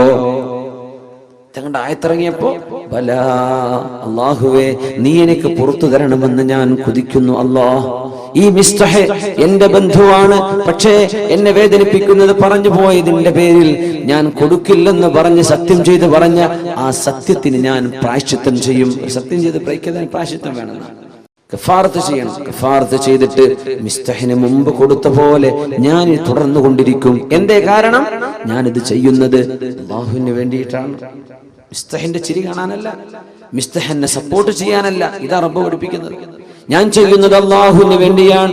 മുഖ്ലിസീന ലഹുദ്ദീൻ. എന്റെ എല്ലാ സൽക്കർമ്മങ്ങളും എന്റെ റബ്ബിന് വേണ്ടി ഞാൻ കൊടുക്കുകയാണ്. അല്ലാഹുവിന് വേണ്ടി ഞാൻ ചെയ്യാം. അല്ലാഹുവിന് വേണ്ടിയാണ്. പരിശുദ്ധ റസൂലുള്ളാഹി സ്വല്ലല്ലാഹു അലൈഹി വസല്ലം തങ്ങളുടെ ജീവിതത്തിൽ ഇതൊരുപാട് കാണും. നമ്മൾ ചെയ്യുന്ന വിട്ടുവീഴ്ചകൾ അങ്ങനെയാണ്, നമ്മൾ സഹായം ചെയ്യുന്ന അങ്ങനെയാണ്, നമ്മുടെ നോമ്പും സക്കാത്തും ഒക്കെ അതിനാണ്. അല്ലാഹു കൂലിയരണം, വേറൊന്നും വേണ്ട. ലാഭമൊന്നും വിഷയമല്ല, അല്ലാഹുവിന്റെ അടുത്ത് രക്ഷപ്പെടണം. യൂനുസ് ബിൻ ഉബൈദില്ലാഹി റളിയല്ലാഹു അൻഹുവിന്റെ കടയിൽ നിന്ന് ഒരു തുണി വാങ്ങി പോകുന്ന ഒരു കസ്റ്റമർ ആ തുണി വാങ്ങി പോകുന്ന സമയത്ത് മഹാനവറുകൾ കച്ചവട സ്ഥാപനത്തിലില്ല, തന്റെ ജ്യേഷ്ഠന്റെ മകൻ ഇരുത്തി പോന്നതാണ്. തുണി കണ്ടപ്പോ ചോദിച്ചു, ബികം ഹാദ, എത്രക്കങ്ങൾ വാങ്ങിച്ചത്? അയാൾ പറഞ്ഞു, 400 ദിർഹം, 400 ദിർഹമിനാണ്, 400 വെള്ളി നാണയങ്ങൾക്കാണ്. അന്ന് സ്വർണ്ണ നാണയം വെള്ളി നാണയല്ല, ദിർഹം വെള്ളിയാണ്, ദീനാർ സ്വർണ്ണമാണ്. 400 ദിർഹം, 400 വെള്ളി നാണയങ്ങൾക്ക്. അവര് പറഞ്ഞു, യാ അല്ലാഹ്, ഇതിനാകെ 200 വിലയുള്ളൂ, നിങ്ങൾ എന്തിനാ 400 കൊടുത്തത്? പഠിച്ചോനെ, എന്റെ നാട്ടിൽ 600 കിട്ടൂല എന്ന് പറഞ്ഞ. എന്റെ നാട്ടിൽ 600 കിട്ടില്ല, പിന്നെ കിട്ടിയത് ലാഭല്ലേ ഇവിടെ? അദ്ദേഹം പറഞ്ഞു, വാ, ഇല്ലല്ല, ഇതിന് 200 വിലയുള്ളൂ, വാ. പൊന്നാര സഹോദരൻ, നിങ്ങൾ എന്തിനാ എന്നെ പറയുന്നത്? ഇത് എന്റെ കടയിൽ നിന്ന് വാങ്ങിച്ചതാ, വാ എന്ന് പറഞ്ഞു. കൊണ്ടുപോയി ജ്യേഷ്ഠന്റെ മോനോട് ചോദിച്ചു, ചെവിക്കുന്നിക്ക് പിടിച്ചിട്ട് ചോദിച്ചു, എത്ര അയാൾക്ക് വിറ്റത്? ഞാൻ 400 എന്ന് പറഞ്ഞു. മൂപ്പര് ഓക്കെ എന്ന് പറഞ്ഞു. അത് അല്ലാഹുവിന്റെ അടുത്ത് ഓക്കെ അല്ല, കൊടുക്കുക, ബാക്കി കൊടുക്കുക. സുബ്ഹാനല്ലാഹ്, തിരിച്ചു കൊടുക്കുക പൈസ എന്ന് പറഞ്ഞു. ഇല്ലെങ്കിൽ 400ന്റെ വിലയുള്ള തുണി കൊടുക്കുക. സുബ്ഹാനല്ലാഹ്. എന്റെ കച്ചവടം ചെയ്യുന്നത് അല്ലാഹുക്ക് വേണ്ടിയിട്ടാണ്, വേറൊന്നുമല്ല. കച്ചവടം ചെയ്യുന്നത് അല്ലാഹുവിന് വേണ്ടിയിട്ടാണ്. മുഖ്ലിസീന ലഹുദ്ദീൻ. അബൂ അബ്ദുല്ലാഹിൽ ഖയ്യാത്ത് റളിയല്ലാഹു അൻഹു വസ്ത്രങ്ങൾ നെയ്തു കൊടുക്കുന്ന ഒരു ടൈലറാണ്. വസ്ത്രം നെയ്തു കൊടുക്കും. കുറെ കസ്റ്റമേഴ്സ് ഉണ്ടാവും, കുറെ ആളുകൾ ചോദിച്ചു വാങ്ങിച്ചു പോകും. അന്നൊരിക്കൽ വസ്ത്രം വാങ്ങാൻ വേണ്ടി നിത്യം അവരെ സന്ദർശിക്കുന്ന ഒരു ജൂസിയുണ്ട്. ഇറാനിയായ ഒരു പേർഷ്യക്കാരനായ തീ ആരാധിക്കുന്ന അയാൾ വന്നിട്ട് സ്ഥിരം കസ്റ്റമർ. ഒരു കന്തുറ വേണം, അല്ലെങ്കിൽ ഒരു കുപ്പായം വേണം, അത് ചെയ്തു കൊടുക്കും, അത് വാങ്ങിച്ചു പോകും, പൈസ കൊടുക്കും, വാങ്ങിച്ചു പോകും. ഒരിക്കൽ അസ്ർ നിസ്കാരത്തിന് പോയപ്പോ സ്വന്തം ശിഷ്യനെ കടയിൽ നിർത്തിയിട്ട് പോയതാണ്. ഇയാൾ വാങ്ങിക്കാൻ വേണ്ടി വന്നു. എന്റെ ഡ്രസ്സ് എവിടെ കൊടുത്തു. ഡ്രസ്സ് കൊടുത്തപ്പോ ഇയാള് തിരിച്ച് പൈസ കൊടുത്തു. കൊടുത്ത പൈസ എന്താണ്? ഫേക്കാ, കള്ളനാണയായിരുന്നു. കള്ളനാണയം, കള്ളനോട്ടെന്നൊക്കെ പറയില്ലേ, കള്ളനാണയമാണ്. അപ്പൊ ഈ ശിഷ്യൻ പറഞ്ഞു, തരൂല, കള്ളനാണയത്തിന് തരാൻ പറ്റൂല, സാധനം താ, പിന്നെ വന്ന് വാങ്ങിച്ചോന്ന് പറഞ്ഞയച്ചു. നിസ്കാരം കഴിഞ്ഞ് വന്നപ്പോ മഹാനായ അബൂ അബ്ദുല്ലാഹിൽ ഖയ്യാത്ത് റഹിമഹുല്ലാഹയോട് ശിഷ്യൻ പറഞ്ഞു, ഇങ്ങനെ ഒരാൾ വന്നിരുന്നു, വസ്ത്രം ഞാൻ കൊടുത്തു, പിന്നെ തിരിച്ചു മേടിച്ചു. എന്തേ? ആള് കള്ളനാണയം തന്നത്, ഞാൻ വാങ്ങിച്ചില്ല. സൈഫ് എന്ന് അറബിയിൽ പറയാം, മുസയ്യഫ്. എന്തേ സഹോദരങ്ങൾ അത് ചെയ്തത്? പൊന്നു ശിഷ്യ, ഞാനും അയാളും കച്ചവടം നടത്താൻ തുടങ്ങിയിട്ട് 1 വർഷമായിട്ടുണ്ട്. ഈ 1 വർഷത്തിനിടയ്ക്ക് അയാൾ എനിക്ക് തന്ന മുഴുവൻ നാണയം കള്ളനാണയാണ്. അത് ഞാൻ വാങ്ങിച്ചൊരു കിണറ്റിൽ കൊണ്ടുപോയി എറിയല. ഇനി ഇവൻ വേറെ ആരെയും കൊണ്ടുപോയി പറ്റിക്കണ്ട. ഞാനോ പറ്റിക്കപ്പെടുന്നുണ്ട്, ഇനി ഇവൻ വേറെ ആരെ വഞ്ചിക്കരുത് വിചാരിച്ച് ഞാനതെടുത്ത് കിണറ്റിൽ എറിയറാ ചെയ്യാറ്. നീ എന്തിനു വരെ പറഞ്ഞ വേറെ ആരെയും കൊണ്ടുപോയി വഞ്ചിക്കൂലേ? സുബ്ഹാനല്ലാഹ്. ഇസ്ലാമിന്റെ സംസ്കാരം എന്നൊക്കെ പറഞ്ഞത് ഈ പാരമ്പര്യമാണ്. ഇങ്ങനെ ചിന്തിച്ചിരുന്നൊരു സമൂഹം, ആരെയും വഞ്ചിച്ചുകൂടാ എന്ന് ചിന്തിക്കുന്നൊരു സമൂഹം. എന്തിനായി ചെയ്യുന്നത്? അള്ളാഹുവിന്റെ അടുത്ത് പ്രതിഫലം കിട്ടണം. ജനങ്ങളുടെ കയ്യിലെയോ ജനങ്ങളുടെ അടുത്ത് കാശ് വാങ്ങി ഒന്നുമല്ല വേണ്ടത്. ചെയ്യുന്നത് സത്യസന്ധമാണോ? ഞാൻ അള്ളാഹുവിന് വേണ്ടി ചെയ്യാം, ഇത് ചിന്തിക്കുന്ന ആളുകൾ. അങ്ങനെ മാപ്പ് ചെയ്തു കൊടുക്കുന്നവർ, അള്ളാഹുവിന് വേണ്ടി പൊറുക്കലിനെ ചോദിച്ചു കൊടുക്കുന്നവർ. ഇബ്രാഹിം റളിയല്ലാഹു തആല അൻഹു കുറെ നാൾ ഒരു മരുഭൂമിയിൽ, അവരെ കുറെ കാലം അവിടെ താമസിച്ചിട്ടുണ്ട്. ഇബ്രാഹിം റളിയല്ലാഹു തആല ഇന്നത്തെ സിറിയയുടെ പല ഭാഗങ്ങളിലായിട്ട്, ഈജിപ്തിന്റെ ചില ഭാഗങ്ങളിലൊക്കെ ആയിട്ട് അവർ ജീവിച്ചിട്ടുണ്ട്. അവിടെ ഒരു സൈന്യത്തിൽപ്പെട്ട ഒരാൾ കൂട്ടം തെറ്റിയിട്ട് വന്നു, ഒരു പട്ടാളക്കാരൻ. അയാൾ ചോദിച്ചു, ഐനൽ ഉംറാൻ, എവിടെ മനുഷ്യന്മാരൊക്കെയുള്ള സ്ഥലം എവിടെയെന്ന് ചോദിച്ചു. സിറ്റി, നഗരം എവിടെയാന്നൊക്കെ ചോദിക്കുന്ന പോലെ, ടൗൺ സെന്റർ ഏതാ വഴിയെന്ന് ചോദിക്കുന്ന പോലെ, ഐനൽ ഉംറാൻ, ജനങ്ങൾ എവിടെയെന്ന് ചോദിച്ചു. അപ്പൊ തൊട്ടപ്പുറത്തൊരു ഖബർസ്ഥാനുണ്ട്. അവിടെ ഉണ്ടല്ലോ എന്നാണ്, കുറെ മനുഷ്യന്മാരുടെ കിടക്കുന്നുണ്ടല്ലോ. ഞാൻ ഇതല്ല ചോദിച്ചത്, ഐനൽ ഉംറാൻ, മനുഷ്യന്മാരെവിടെ? ഇതൊക്കെ മനുഷ്യന്മാരാണല്ലോ. അവർ പറഞ്ഞു, ഏറ്റവും പാഠം പഠിക്കാൻ, കണ്ടുപഠിക്കാൻ പറ്റുന്ന മനുഷ്യന്മാർ ഇവിടെ കിടക്കുന്നവരാ, നീ കണ്ടുപഠിച്ചോന്ന. ഈ പട്ടാളക്കാരൻ അറിയില്ല ഇത് ഇബ്രാഹിം അദ്ഹം എന്ന് പറയുന്ന മഹാമനുഷ്യനാണെന്ന്. ദേശം വന്നിട്ട് അടി കൊടുത്തു. തന്റെ കയ്യിലുണ്ടായിരുന്ന ഒരു വടി കൊണ്ട് ആ അടിയിൽ തലയ്ക്കൊരു പൊട്ടുപറ്റി. അവിടെ കടന്നു ബഹുമാനപ്പെട്ടവർ. കടന്നപാട് ദുആ ചെയ്തു, യാ അല്ലാഹ്, ഈ മനുഷ്യന് നീ സ്വർഗം കൊടുക്കണേ പടച്ചോനെ, എന്നെ അടിച്ച മനുഷ്യന് സ്വർഗം കൊടുക്കണേ അല്ലാഹ്. ഇയാള് ഞെട്ടി. എന്താ അടി കൊടുത്തിട്ട് ദുആരക്കെ? പിന്നെ ആരോടൊക്കെ ചോദിച്ച് ഇയാൾ വഴിയറിഞ്ഞു ടൗണിലേക്ക് എത്തിയപ്പോൾ കൂടുതലുള്ള പട്ടാളക്കാർ ചോദിച്ചു, എങ്ങനെ വഴി കിട്ടിയത്? ഞാൻ ആകെ കുടുങ്ങിയിരുന്നു. ഞാൻ ഒരാളോട് ചോദിച്ചു, അയാൾ എന്നെ കുറെ സ്വീപ്പാക്കി. വഴി എവിടെ ചോദിച്ചാൽ പള്ളിക്കാട്ടിലേക്ക് കാണിച്ചു. ഞാനൊരു അടി കൊടുത്ത് പോന്നിട്ടുണ്ട് എന്ന്.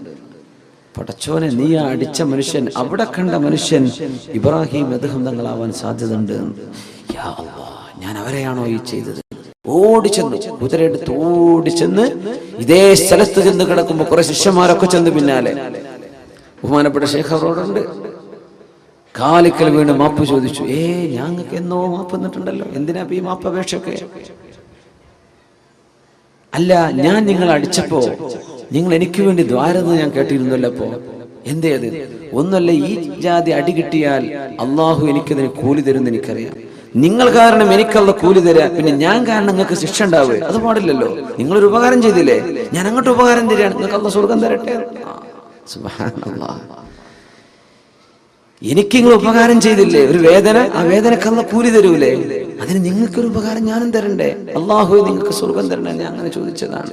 മഹാനായ ഇബ്രാഹിം റളിയല്ലാഹു തആല മുസ്ലിം സമൂഹത്തിന്റെ ആ ഒരു എന്താ പറയാ, ഇന്റലക്ച്വൽ ഗ്രോത്ത്, നമ്മുടെ ബുദ്ധിപരമായ, സാംസ്കാരികമായ ആ ഒരു ഔന്നിത്യം, ഇതാണ് ഇസ്ലാമിന്റെ ലെഗസി എന്ന് പറയുന്നത്. ഇസ്ലാമിന്റെ പാരമ്പര്യം ഇതാണ്. എല്ലാം ജീവിച്ചത് പടച്ചവന് വേണ്ടിയാണ്. മനുഷ്യന്മാരുടെ ഒരു പ്രശ്നമില്ല, ആരും എന്തും ചെയ്തോട്ടെ. അബ്ദുല്ലാഹ് ബിൻ മസ്ഊദ് റളിയല്ലാഹു അൻഹുവിന്റെ ചില കാശ് ഏതോ ഒരു കള്ളൻ പോക്കറ്റ് അടിച്ചു കൊണ്ടുപോയപ്പോ ആളുകൾ പറഞ്ഞില്ലേ, അബ്ദുല്ലാഹ് ബിൻ മസ്ഊദ് നിങ്ങൾ അല്ലാഹുവിനോട് ദുആ ചെയ്യൻ, ആ മോഷണം ചെയ്തു കൊണ്ടുപോയ മനുഷ്യന് അല്ലാഹുവിന്റെ ശിക്ഷ വരട്ടെ, നിങ്ങൾ ദുആരക്ക് ഞങ്ങൾ കാമ്യം പറയാം. വളരെ മെലിഞ്ഞ മനുഷ്യനായിരുന്നു അബ്ദുല്ലാഹ് ബിൻ മസ്ഊദ് റളിയല്ലാഹു തആല. അല്ലാഹുവിന്റെ റസൂലിന്റെ സ്വഹാബിയാണ്, ഖുർആൻ എഴുതി വെച്ചിരുന്ന സ്വഹാബിയാണ്, കാത്തിബ് സിദ്ദ് റസൂലില്ലാഹ് വിശുദ്ധ ഹദീസുകൾ റിപ്പോർട്ട് ചെയ്ത സ്വഹാബിയാണ്, കാലിന്റെ അടിഭാഗം അർശിൽ തട്ടി എന്ന് റസൂൽ പറഞ്ഞ സ്വഹാബിയാണ് അബ്ദുല്ലാഹ് ബിൻ മസ്ഊദ് റളിയല്ലാഹു തആല. വലിയ മഹാനാണ്. അബൂജഹലിലൊക്കെ ആ യുദ്ധത്തിൽ തല വലിച്ചു കൊണ്ടുവന്ന സ്വഹാബിയാണ് അബ്ദുല്ലാഹ് ബിൻ മസ്ഊദ് റളിയല്ലാഹു തആല. എന്താ ദ്വാരക്കെന്ന് അറിയോ? സ്വന്തം പോക്കറ്റ് അടിച്ചു പോയത്. നമ്മളൊക്കെ മൊബൈലുള്ള കട്ടെടുത്ത് എന്തായിരിക്കും അവസ്ഥ? നമ്മൾ എങ്ങനെയൊക്കെ ദ്വാരക്കും? പടച്ചവൻ എടുത്തി വീണ വണ്ടി കുത്തിയോ എന്തൊക്കെ നമ്മൾ ദ്വാരക്കൂലേ? ഒരു ഉപദ്രവം ചെയ്താൽ അബ്ദുല്ലാഹ് ബിൻ മസ്ഊദ് അങ്ങ് ദ്വാരുന്നു, എനിക്ക് ഞാൻ ദ്വാരക്ക് അന സാഹിബുൽ മാൽ, സമ്പത്ത് എന്റേതാ, ഞാൻ ദ്വാരക്ക്, നിങ്ങൾ ആമീൻ പറഞ്ഞോളൂ. ആമീൻ പറയാം. എന്താ ദ്വാരെന്ന് അറിയോ? അല്ലാഹുമ്മ പടച്ചവനെ ഇൻ കുൻത തഅലം അന്നല്ലദീ സറഖ മാലി മുഹ്താജുൻ ഇലൈഹി ഫബാരിക് ലഹു ഫീഹി യാ റബ്ബ്.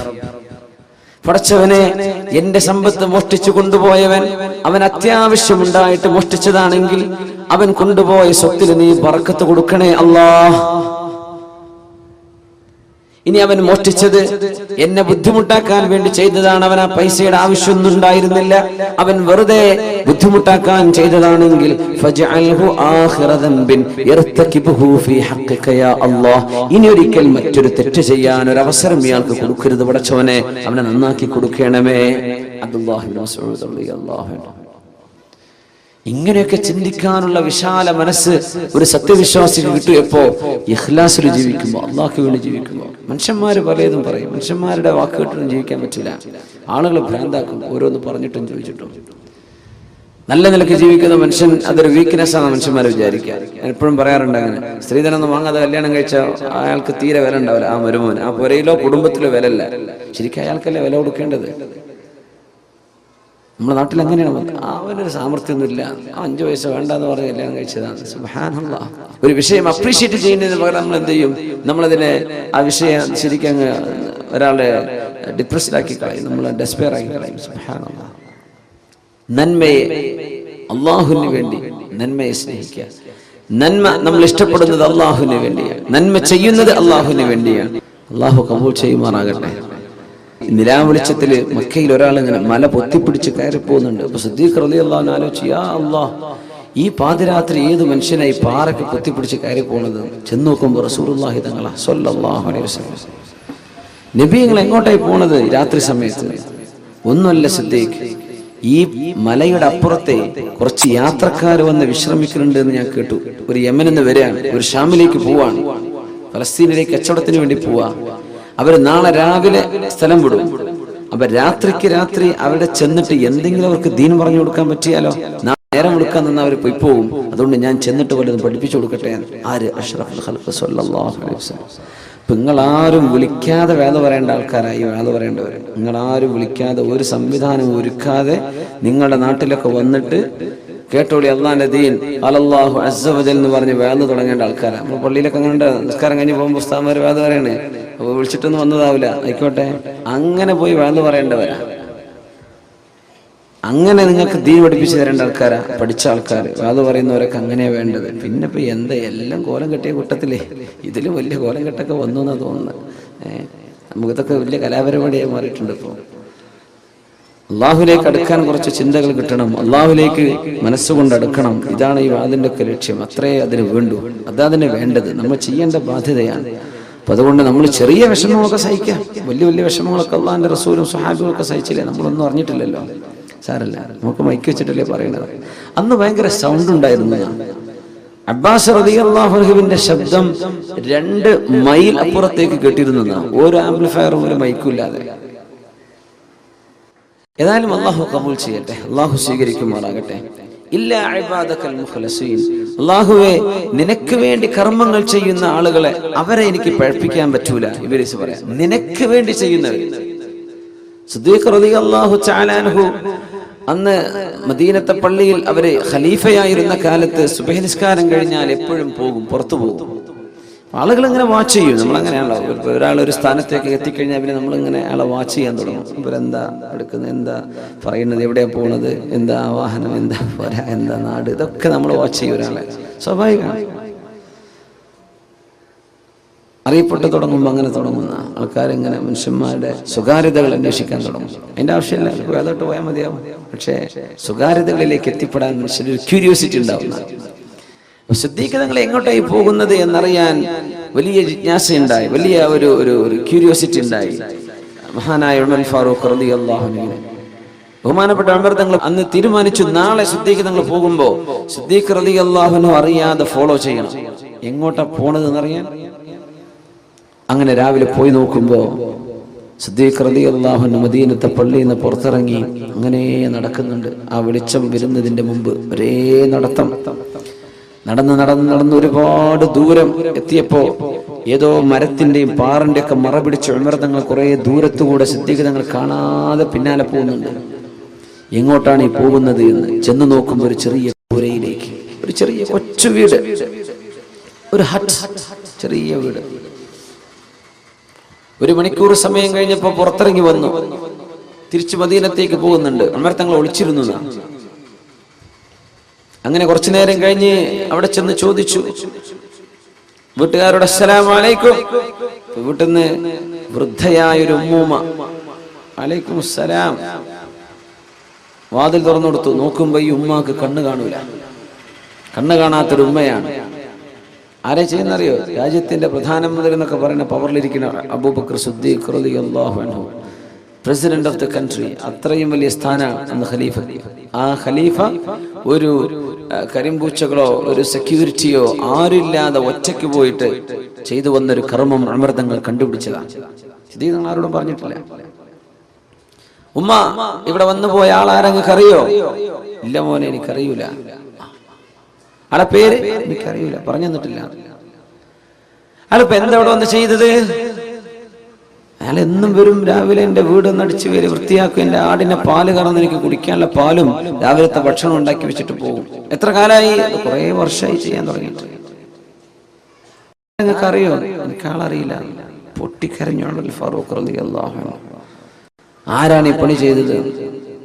നമ്മുടെ ഒരു പഞ്ചായത്തിന്റെ വാർഡ് മെമ്പർ ഈ പണി ചെയ്യും. ഇങ്ങനെ ആരും ഇപ്പോൾ മിനിമം 4 ഫോട്ടോഗ്രാഫർ അപ്പം കൊണ്ടുപോലും നമ്മൾ ഇവിടെ മെമ്പർമാരുണ്ടോ എന്ന് എനിക്കറിയില്ലേ, ഞാൻ വെറുതെ പറയണേ.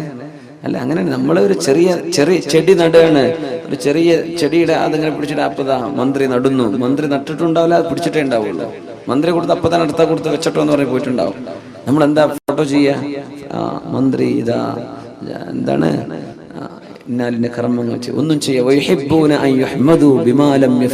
നമ്മൾ ചെയ്യാത്തതൊക്കെ ചെയ്തു എന്ന് പറഞ്ഞു കേൾക്കുന്നവർ വലിയ ശിക്ഷ ഉണ്ടാവുന്ന. ഇന്ന് ഇതാണ്. അന്ന് ഒരുപാട് വലിയ കാര്യം ചെയ്തു, ആരും അറിയണ്ട. എന്തേ? ഇത് അല്ലാഹു അറിഞ്ഞാൽ മതി. മിനിമം ആ ഉമ്മയോട് പറയൂലേ, എന്ന ആള് ഇത് ഞാനാണ്, ആളെ പരിചയം. അതുപോലും ചെയ്തില്ല സിദ്ദീഖ് റളിയല്ലാഹു അൻഹു. ഖലീഫയാകുന്നതിന് മുമ്പേ ചെയ്തിട്ടുണ്ട്. ഖലീഫ അതിനർത്ഥം എന്താണെന്നറിയോ? നമ്മളും അള്ളാഹുവും മാത്രം അറിയുന്ന ചില സൽക്കർമ്മങ്ങൾ വേണം. നമ്മളും പഠിച്ചവനും മാത്രം അറിഞ്ഞാൽ മതി. ഒരു മഹാൻ 40 വർഷം സുന്നത്ത് നോമ്പെടുത്തിട്ട് പുരക്കാർ അറിഞ്ഞിട്ടില്ല. 40 വർഷം കച്ചവടക്കാരനായിരുന്നു. കച്ചവടത്തിന് പോകുമ്പോ വീട്ടിൽ നിന്ന് ടിഫിൻ, അതിന്റെ ഭക്ഷണം പാകം ചെയ്ത് കൊണ്ടുപോകും. ഭാര്യ എന്ത് ചെയ്യും? ഉച്ചക്കുള്ള ഭക്ഷണം കൊടുത്തയക്കും. പിന്നെ രാത്രി മഗ്‌രിബ് കഴിഞ്ഞാൽ സ്ട്രീറ്റ് ലൈറ്റ് ഒന്നും ഇല്ലല്ലോ, ബൾബൊന്നും ഇല്ലല്ലോ. സൂര്യാസ്തമിച്ചാൽ കട അടച്ചു തിരിച്ചു പോകും. മഗ്‌രിബ് ആകുമ്പോൾ വരേക്ക് എത്തി. ഇയാൾക്ക് ഒന്നിടവിട്ട ദിവസങ്ങൾ സുന്നത്ത് നോമ്പായിരുന്നു. ഒന്നിടവിട്ട ദിവസം നോമ്പ് നോൽക്കുന്ന അന്ന് ഉച്ചഭക്ഷണം ആ അങ്ങാടിയിലെ പാവപ്പെട്ട ആൾക്കാർക്ക് കൊടുക്കും. രാത്രി ഭക്ഷണം വരെ പോയി കഴിക്കും. സുബ്ഹാനല്ലാഹ്, നോമ്പില്ലാത്തന്ന് അദ്ദേഹം കഴിക്കും. ഇങ്ങനെ 40 വർഷം കഴിഞ്ഞ് മരിക്കുമ്പോഴാണ് അറിയുന്നത് ഇയാൾ 40 വർഷം ഒന്നിടവിട്ട് സുന്നത്ത് നോമ്പ് നോറ്റിരുന്ന മനുഷ്യനാണ്. റമദാൻ മുഴുവൻ നോൽക്കും. റമദാൻ കഴിഞ്ഞാൽ ഒന്നിടവിട്ട് ആൾട്ടർനേറ്റീവായിട്ട് ഒരു ദിവസം നോമ്പെടുക്കും. പിന്നെ ഇഫ്തിറു യൗമൻ വയസൂമു യൗമൻ. സൗമു ദാവൂദ് നബി അലൈഹിസ്സലാമിന്റെ നോമ്പ് അങ്ങനെയായിരുന്നു. അങ്ങനെ നോമ്പെടുത്തത് പുരക്കാരോ ഭാര്യ വിചാരിക്കും ഭക്ഷണം കഴിച്ചിട്ടുണ്ടാവും. പിന്നെ രാത്രി വന്നിട്ട് ഭക്ഷണം കഴിക്കുന്നുണ്ട്. രാത്രി ഭക്ഷണം ഇയാൾ നോമ്പ് തുറക്കുകയാണ്. അങ്ങനെ സ്വകാര്യമായി ചെയ്യുന്ന നന്മകൾ നമുക്കിത് നഷ്ടപ്പെട്ടുകൊണ്ടിരിക്കുന്നതും ഇതാണ്. നമ്മൾ നാലാളെ അറിയിക്കുകയാണ്. ഈ അറിയിപ്പ് നമുക്ക് നാളെ നഷ്ടപ്പെടുത്തും. നമ്മുടെ അമലുകളൊക്കെ നമ്മൾ ചെയ്യുന്നുണ്ട്, നാലാളെ അറിഞ്ഞു, അത് വിഷയമല്ല. അബൂ ഹുറൈറ റളിയല്ലാഹു അൻഹു ചോദിച്ചു, നബിയെ, ഞാൻ ഒറ്റക്ക് പള്ളിയിൽ ഒറ്റക്ക് നിസ്കരിക്കുമ്പോൾ സുന്നത്ത് നിസ്കരിക്കാനും ജുമുഅയോ ജമാഅത്തോ നടക്കുന്ന സമയമല്ല, ഞാൻ നിസ്കരിക്കുമ്പോൾ ഞാൻ അള്ളാഹുക്ക് വേണ്ടി മാത്രം നിസ്കരിച്ചതാ നബിയെ. പക്ഷെ ഒരാൾ അവിടെ കടന്നു വന്നപ്പോൾ എന്റെ മനസ്സിൽ എന്തോ ഒരു സന്തോഷം തോന്നി. അദ്ദേഹം കണ്ടിട്ടുണ്ടല്ലോ, എന്റെ നിസ്കാരം സ്വീകരിക്കപ്പെട്ടിട്ടുണ്ടോ നബിയെ? മഹാനായ അബൂ ഹുറൈറ റളിയല്ലാഹു തആല നബി തങ്ങൾ പറഞ്ഞു, അബൂ ഹുറൈറ, മനസ്സിന്റെ ഉദ്ദേശം അതായിരുന്നില്ലല്ലോ. ലക അജ്റുൽ ഇലൻ അജ്റുൽ ഇലനി വ അജ്റു സിർ. നിങ്ങൾ രഹസ്യമാക്കി ചെയ്തതിന്റെ കൂലിയും നിങ്ങളുടെ കർമ്മം പരസ്യമായതിന്റെ കൂലിയും അള്ളാഹു നിങ്ങൾക്ക് തരും. എന്തേ കാരണം എന്നറിയോ? അവർ ചിന്തിച്ചത് മറ്റുള്ളവർ കാണാൻ വേണ്ടിയല്ല, നിസ്കരിച്ചത്. ഇപ്പൊ നമ്മുടെ ഇബാദത്തുകൾ പ്രത്യക്ഷത്തിൽ കാണുമ്പോൾ ഒന്നും ഉണ്ടാവില്ല, ആയിക്കോട്ടെ മതി. നമ്മൾ ആരെയും കാണിക്കണ്ട. മനസ്സിന്റെ ഉള്ളിലെ ശുദ്ധത കൊണ്ട് അല്ലാഹു തആല സ്വർഗ്ഗം കൊടുക്കും ചിലർക്ക്. അങ്ങനെയാണ് ഹബീബ് പറഞ്ഞു സല്ലല്ലാഹു അലൈഹി വസല്ലം, മദീനത്തെ പള്ളിയിൽ ഇരിക്കുമ്പോൾ യദ്ഖുലു അലൈക്കും റജുലുൻ മിൻ അഹ്ലിൽ ജന്ന, സ്വർഗ്ഗത്തിലേക്ക് പോകുന്ന ഒരു മഹാമനുഷ്യൻ നിങ്ങളുടെ സദസ്സിലേക്ക് വരാനിരിക്കുന്നുണ്ട് കേട്ടോ. ആ മനുഷ്യന്റെ ഇടത് കൈയിൽ 2 ചെരുപ്പുകൾ ഉണ്ടാകും. ഇടത് കൈയിൽ 2 ചെരുപ്പുകൾ വെച്ച് നിങ്ങളുടെ സദസ്സിലേക്ക് വരുന്ന ആ മനുഷ്യൻ സ്വർഗത്തിലാണെന്ന് റസൂലുള്ളാഹി സ്വല്ലല്ലാഹു അലൈഹി വസല്ലം. സ്വഹാബികളൊക്കെ നോക്കി, ആരാ വരാൻ പോണത്? നോക്കുമ്പോൾ ഒരു സാധുവായ മനുഷ്യൻ വന്നു. 2 ചെരുപ്പുകൾ ഇതേപോലെ ചെരുപ്പ് ഇടത് കയ്യിൽ പിടിച്ചിട്ട് വന്നു. സ്വഹീഹായ ഹദീസ്. അങ്ങനെ വന്നിരുന്നു. ആരൊന്നും പറഞ്ഞു, നബി തങ്ങൾ പറഞ്ഞതുമില്ല. തങ്ങൾ വരുന്നതിന് മുമ്പ് പറഞ്ഞു. അതും വലിയൊരു വിഷയമാണ്. നമ്മൾ ഈ യോഗങ്ങളും ഈ സ്റ്റേജ് കിട്ടുമ്പോഴേ ആൾക്കാരെ ഇരുത്തിയിട്ട് പറയാൻ പാടില്ല. ആള് വരുന്നതിന്റെ മുമ്പൊക്കെ പറയാനുള്ള വേണമെങ്കിൽ പറഞ്ഞോളേ, ആളെ ഇരുത്തിയിട്ട് പറയരുത്. ഒന്നുമില്ല, ഈ കേൾക്കുന്ന മനുഷ്യന് തോന്നൂല, ഞാൻ തിരക്കിടില്ലല്ലോ. അത് തോന്നുന്നത് കിബറാണ്, അഹങ്കാരം എന്നതിന്റെ പേര്. ഇപ്പൊ മൈക്കിലൊക്കെ പറയുമ്പോഴേ, സ്വാഗതമൊക്കെ പറയുന്ന സമയത്തൊക്കെ വല്ലാണ്ട് പുകഴ്ത്തി പറയരുത്. വല്ലാണ്ട് നല്ല തീരെ പുകഴ്ത്തി പറയരുത്. ഇല്ലാത്ത സമയത്ത് വേണമെങ്കിൽ പറയാം, ആള് കേൾക്കാത്ത സമയത്ത്. അങ്ങനെ പറയേണ്ട ഉദ്ദേശം നമ്മളങ്ങനെ പറയാം. ഇരുത്തിയിട്ട് എങ്ങനെ പറയാം? ഇവർക്ക് ഇരുത്തി പറയണത് ഇഷ്ടമില്ലാത്തതുകൊണ്ട് ഞാൻ പറയണില്ല, എന്നാലും 2 വാക്ക് പറയട്ടെ. എന്താ പറഞ്ഞത്? അപ്പൊ നമ്മൾ അങ്ങനെ മനുഷ്യന്മാർക്ക് അഹങ്കാരം ഉണ്ടാക്കും. ഒരാൾ ചെയ്തത് അള്ളാഹ്ക്ക് വേണ്ടി ചെയ്തതായിരിക്കും. നമ്മൾ പള്ളിക്ക് ഒരു 10 ലക്ഷം രൂപ തന്നു വിചാരിക്കുക, ഉദാഹരണം പറയാം. മുമ്പ് അള്ളാഹ്ക്ക് വേണ്ടി ചെയ്തതാ. പക്ഷെ നമ്മൾ പറഞ്ഞിട്ട് മുപ്പർക്ക് സ്വീകരണം, ഒരു അവാർഡും ഒരു പൊന്നാടയൊക്കെ അണിയിക്കുമ്പോൾ, യാ അള്ളാ, ഞാൻ ഇപ്പൊ ചെയ്തത് ഉഷാറായിക്കണല്ലോ എന്ന് ഇയാൾക്ക് തോന്നിയാൽ ആ കൊടുത്ത പൈസ പോയി. അപ്പൊ നമ്മൾ ഒരാളുടെ സൽക്കർമ്മം നഷ്ടപ്പെടുത്തും. ഇപ്പൊ പ്രത്യേകിച്ച് മൈക്കൊക്കെ ഉള്ള കാലമല്ല, അങ്ങനെ പറഞ്ഞു എന്താ അനൗൺസ്മെന്റുകളൊക്കെ. അപ്പൊ നമ്മൾ അങ്ങനെ വല്ലാണ്ട് മനുഷ്യന്മാരെ പുകഴ്ത്തരുത്. മുഖത്ത് നോക്കി മൂമേ താരീഫ് കർണ ഖത്ൽ കർണേക്കാ ബറാബർ, അങ്ങനെ പറയാം. മുഖത്ത് നോക്കി പ്രശംസിക്കുന്ന ഒരാളെ കൊല്ലുന്നതിന് തുല്യാണെന്നാണ്. അങ്ങനെയാണ് നമ്മുടെ സംസ്കാരം. ഇന്നങ്ങനല്ല, മുഖത്ത് നോക്കി പറയാതിരുന്ന കൊല്ലുന്നതിന് തുല്യാണെന്ന്, അല്ലേ? ഇരുത്തിയിട്ട് ഇന്നെ പറ്റി ഒന്ന് പറഞ്ഞ്, എന്റെ പേരെന്താ ഇവര് പറഞ്ഞിട്ടില്ലേ? അവര് ചെയ്തതിന് അള്ളാഹു കൂലി കൊടുക്കട്ടെ. അവരുടെ അഭാവത്തിൽ പറയണം, അവരെ ഇരുത്തിയിട്ട് പറയാൻ പാടില്ല. ഒന്നുമല്ല, വെറുതെ ഒരു ഗൾഫുകാർക്കാണ് അസുഖം, പ്രവാസി സംഘടനകൾക്കൊക്കെയാണ് ഇതിൻ്റെ അസുഖമുള്ളത്. വല്ല ഇവിടെ പറയേണ്ട ആവശ്യമില്ല. ഗൾഫുകാർക്ക് വന്ന ഒരു അസുഖമാണിത്. വല്ലാണ്ട് ഈ ഫോട്ടോത്തിന് മുമ്പിൽ ഒന്ന് കൊടുക്കുക എന്ന് പറഞ്ഞാൽ, 4 ആളെ അറിയിക്കുക എന്ന് പറഞ്ഞത് ഒരു അസുഖമാണ്. എന്താ ചെയ്യുക? ഓരോരോ അസുഖം, നാട്ടിൽ കുറേ അസുഖമല്ലേ, അതിൽപ്പെട്ട ഒരു അസുഖം ഗൾഫുകാർ കിട്ടിയത് അതാണ്. ഈ ഷോക്കേസ്, ഷോ ഓഫ്. പടച്ചോൻ കാക്കുമാറാകട്ടെ, അള്ളാഹു കാത്തു രക്ഷിക്കട്ടെ.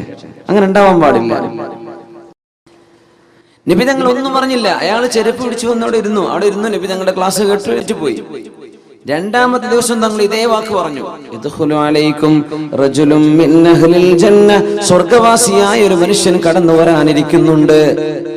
യഹ്മിലുന അലൈഹി ബിയസാരി, ഇടത് കൈയിൽ തന്റെ ചെരുപ്പുകൾ പിടിച്ചിട്ട് വരുന്നുണ്ട്. ഇതേ ആളാ പിറ്റേന്ന് വന്നു, അങ്ങനെ തന്നെ വന്നു. 3ാമത്തെ ദിവസവും ഇത് ആവർത്തിച്ചപ്പോ മഹാനായ അബ്ദുല്ലാഹി ഇബ്നു അംർ ഇബ്നുൽ ആസ് റളിയല്ലാഹു അൻഹു, യാ അല്ലാഹ്, ഈ മനുഷ്യന്റെ പിന്നാലെ ഒന്ന് എനിക്ക് കൂടണം. ഇയാൾ ചെയ്യുന്ന മഹാകർമ്മം എന്താണെന്ന് എനിക്കൊന്നറിയണം. സ്വർഗത്ത് പോകുന്ന ഉറപ്പുള്ള ഈ 10 സഹാബികൾ, നമ്മൾ അശ്റത്തുൽ മുബശ്ശരീൻ എന്ന് പറയില്ലേ, സ്വർഗത്തിൽ പോകുന്ന 10 പേർ, അത് ഒരു ഇരുത്തത്തിൽ നബി തങ്ങൾ ഒറ്റയടിക്ക് പറഞ്ഞ 10 പേരാ. ഒരുപാട് ആളുകൾക്ക് സ്വർഗം പറഞ്ഞു കൊടുത്തിട്ടുണ്ട് റസൂലുള്ളാഹി സ്വല്ലല്ലാഹു അലൈഹി വസല്ലം. ഒരുപാട് ആളുകൾക്ക്. അതിൽപ്പെട്ട ഒരാൾ ഇയാളാണ്. അബ്ദുല്ലാഹി ഇബ്നു അംർ ഇബ്നുൽ ആസ് റളിയല്ലാഹു അൻഹു പറഞ്ഞത്, ഞാൻ പിന്നാലെ പോവാണ്. എന്താണ് ഇയാൾ ചെയ്യുന്ന ഒരു നല്ല കാര്യം, അതെനിക്കും ചെയ്താൽ ഞാൻ രക്ഷപ്പെടുമല്ലോ. ഇയാളെ പിന്നാലെ കൂടി. രാത്രി ഇശാസ്കാരം കഴിഞ്ഞ് പുറക്ക് പോകാൻ പറഞ്ഞു, അല്ലേ ഞാനും വാപ്പിയും തമ്മിൽ ചെറിയൊരു ഇഷ്ടക്കുറവുണ്ട്, അതുകൊണ്ട് പുരക്ക് ഞാൻ പോകുന്നില്ല. നിങ്ങളുടെ പുരക്ക് നിൽക്കാൻ നിങ്ങൾ എന്നെ സമ്മതിക്കോ? ആയിക്കോട്ടെ, എന്നെന്താ കുഴപ്പം. അദ്ദേഹം പറയാം, ഞാൻ പോയത് മൂപ്പര് രാത്രി എത്ര നിസ്കരിക്കുന്നത്, മൂപ്പര് എന്തൊക്കെയാ ഓതുന്നത്, മൂപ്പര് എന്തൊക്കെയാ സൽക്കർമ്മം, ഇതൊക്കെ നോക്കാനാണ് ഞാൻ പോയത്. രാത്രി കാര്യമായ സുന്നത്ത് നിസ്കാരം ഒന്നും ഞാൻ കണ്ടില്ല. സുബഹി നിസ്കാരത്തിന് എഴുന്നേറ്റു, ഞാനും മൂപ്പര് ഒരുമിച്ച് പള്ളിക്ക് വന്നു. നിസ്കാരം കഴിഞ്ഞു, മൂപ്പര് തിരിച്ചുപോയി, ഞാനും പോയി ഭക്ഷണം കഴിച്ചു. പകല് നോമ്പോറ്റു, അന്ന് നോമ്പൊന്നുമില്ല, സുന്നത്ത് നോമ്പൊന്നുമില്ല, മൂപ്പര് ഭക്ഷണം കഴിക്കുന്നുണ്ട്. യാ അല്ലാഹ്, ഞാൻ ഇന്ന് പിന്നെ ക്ഷീണമായിട്ട് നാളെ ഉണ്ടാവും. നാളെ നോക്കി രണ്ടാമത്തെ ദിവസം ഇതേപോലെ. പിന്നെ 3 ദിവസമാണല്ലോ അതിഥി എന്ന പ്രയോറിറ്റി കിട്ടുക. 3 ദിവസം 3 ദിവസം കഴിഞ്ഞാൽ പിന്നെ സൽക്കാരൊക്കെ നിർത്തി നോർമൽ ഭക്ഷണം കഴിച്ചാൽ മതി എന്നാണ് അതിഥികൾ. അതിഥി എന്ന് പിന്നെ അപ്പൊ പറയില്ല. അപ്പോ 3-ാമത്തെ ദിവസവും കാര്യമായ ഒരു മാറ്റം കാണില്ല. ആ സമയത്ത് ഇയാളോട് പറഞ്ഞു, അല്ല സഹോദര, നിങ്ങൾ വന്നിരുന്ന 3 സദസ്സുകളിൽ അല്ലാഹുവിന്റെ റസൂൽ നിങ്ങളുടെ വിശേഷണം പറഞ്ഞിട്ട് പറഞ്ഞു, സ്വർഗത്തിലേക്ക് പോകുന്ന ആളാണ്. നിങ്ങൾ ചെയ്യുന്ന വലിയ കർമ്മം എന്താ നോക്കാൻ വേണ്ടി ഞാൻ വന്നതാ. ഞാൻ കാര്യമായിട്ട് ഒന്നും കണ്ടിട്ടില്ല, ഞാനൊക്കെ ചെയ്യുന്ന അത്ര തന്നെ നിങ്ങളും ചെയ്യുന്നുള്ളൂ, അതുകൊണ്ട് ഞാൻ പോവാണ്.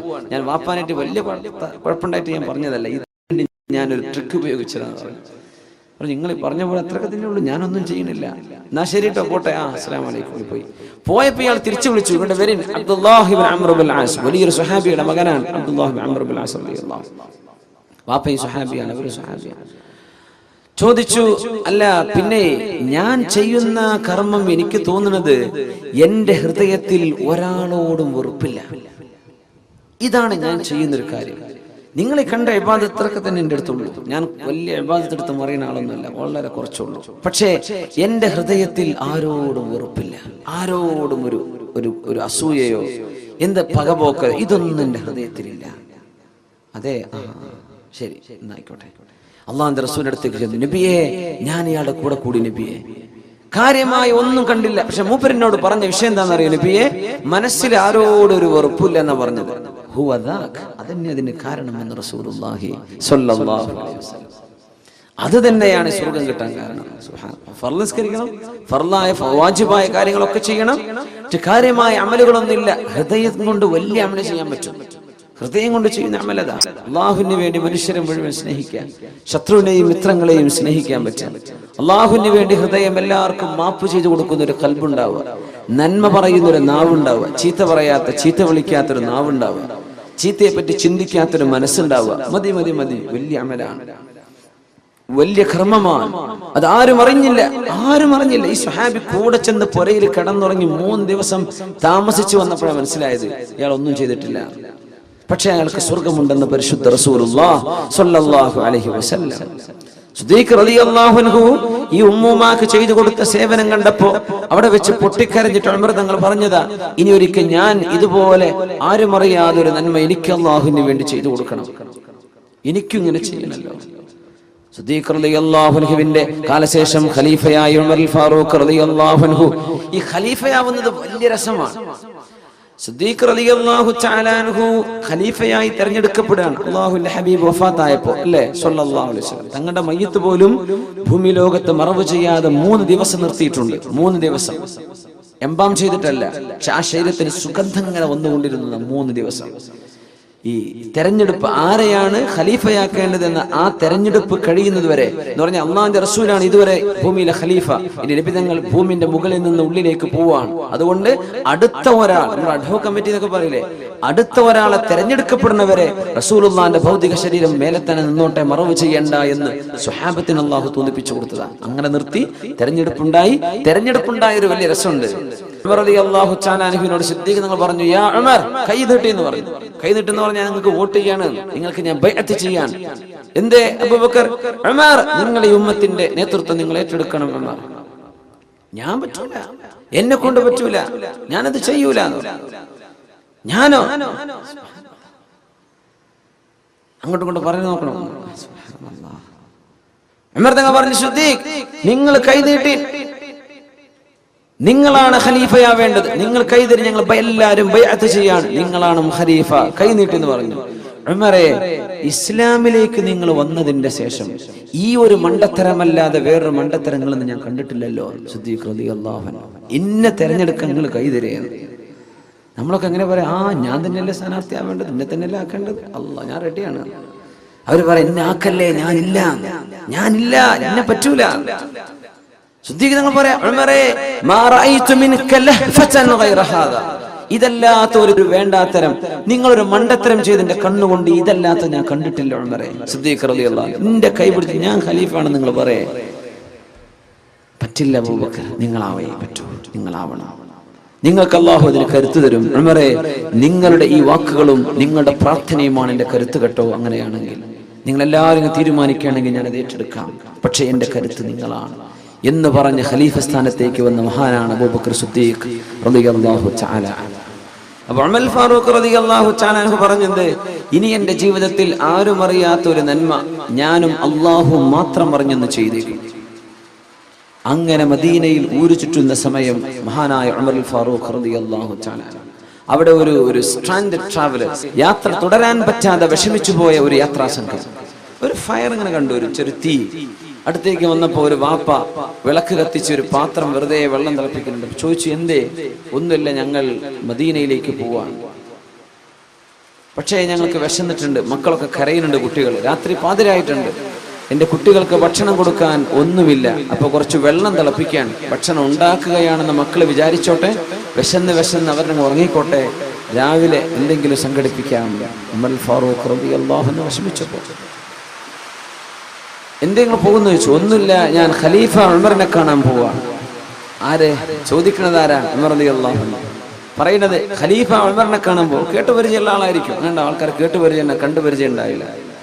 ഞാൻ കാണാൻ വേണ്ടി പോവാണ്, കുറച്ച് റേഷൻ കിട്ടണം, നിങ്ങൾ വളരെ പച്ചപ്പാവങ്ങളാ, എന്തെങ്കിലുമൊക്കെ മുസ്ലിമീങ്ങളുടെ ബൈത്തുൽ മാലിൽ നിന്ന്, മുസ്ലിമീങ്ങളുടെ ട്രഷറിയിൽ നിന്ന് എന്തെങ്കിലും കിട്ടുമോ എന്ന് നോക്കാൻ പോവുകയാണ്. ശരി, ആരാ? ടെന്റിൽ എന്റെ ഭാര്യ ഉണ്ട്. എന്തേ? അവർക്ക് പ്രസവ വേദന വന്നിട്ടുണ്ട്, പ്രസവിക്കാറായിട്ടുണ്ട്. അപ്പോ അതൊക്കെ കഴിയാൻ വേണ്ടി ഞങ്ങളൊന്ന് വിശ്രമിച്ചതാണ്. ആരാ ഉള്ളത്? ആരുമില്ല, അവൾ ഒറ്റയ്ക്കാണ്. ഞാൻ ഈ കുട്ടികളെ പുറത്ത് നോക്കുകയാണ്, അവൾ പ്രസവ വേദന അനുഭവിക്കുകയാണ് ഉള്ളിൽ. ഉമർ തങ്ങൾ പറഞ്ഞു, ഇവിടെ നിൽക്കിക്കട്ടെ, ഞാൻ ഇപ്പോൾ വരാം. ഓടിച്ചെന്നു തന്റെ വീട്ടിലേക്ക്. ഉമർ ഫാറൂഖ് റളിയല്ലാഹു തആല അല്ലാഹുവിന് വേണ്ടി കർമ്മം ചെയ്യാൻ, മുഅ്മിനെ പടച്ചവന് വേണ്ടി ചെയ്യാൻ ഓടിച്ചെന്നു. അന്ന് ഉമർ തങ്ങളുടെ ഭാര്യയുണ്ട്, ഉമ്മു കുൽസൂം റളിയല്ലാഹു അൻഹ, അലി റളിയല്ലാഹു അൻഹുവിന്റെ മകൾ ഉമ്മു കുൽസൂം. നബി തങ്ങൾക്ക് മകളുണ്ട്, ഉമ്മു കുൽസൂം, മരിച്ചു, വഫാത്തായി. ഉസ്മാൻ തങ്ങളുടെ ഭാര്യയായിരുന്നു. അലി റളിയല്ലാഹു അൻഹുവിന്റെ ഒരു മകൾ ഉണ്ടായിരുന്നു. അലി തങ്ങൾക്ക് മറ്റൊരു ഭാര്യയിൽ ജനിച്ച മകൻ. അവരാണ് അന്ന് ഉമർ റളിയല്ലാഹു അൻഹുവിന്റെ ഭാര്യ ഉമ്മു കുൽസൂം. അവരോട് ചോദിച്ചു, ഉമ്മു കുൽസൂം, കാര്യമായ ഒരു പുണ്യം ചെയ്യാൻ ഒരു അവസരം ഉണ്ട്, നിങ്ങൾ ഉണ്ടോ എന്ന് ചോദിച്ചു. പാതിരാത്രി, നമ്മളൊക്കെ പാതിരാത്രി വന്ന വാതിലിനെ എങ്ങനെ തുറന്നുതരാ? പെണ്ണുങ്ങളൊക്കെ എന്തായിരിക്കും അവസ്ഥ? കയറി വരുന്ന നേരം കണ്ടോ? നിങ്ങൾ വേദ മണ്ണം കെട്ടാന്ന് പറഞ്ഞ് പോയിട്ട് ഈ പാതിരാത്രിയാ വരുന്നത്, ഉറക്കെ സ്വീപ്പാക്കി എന്നൊക്കെ പറയില്ലേ പെണ്ണുങ്ങള്?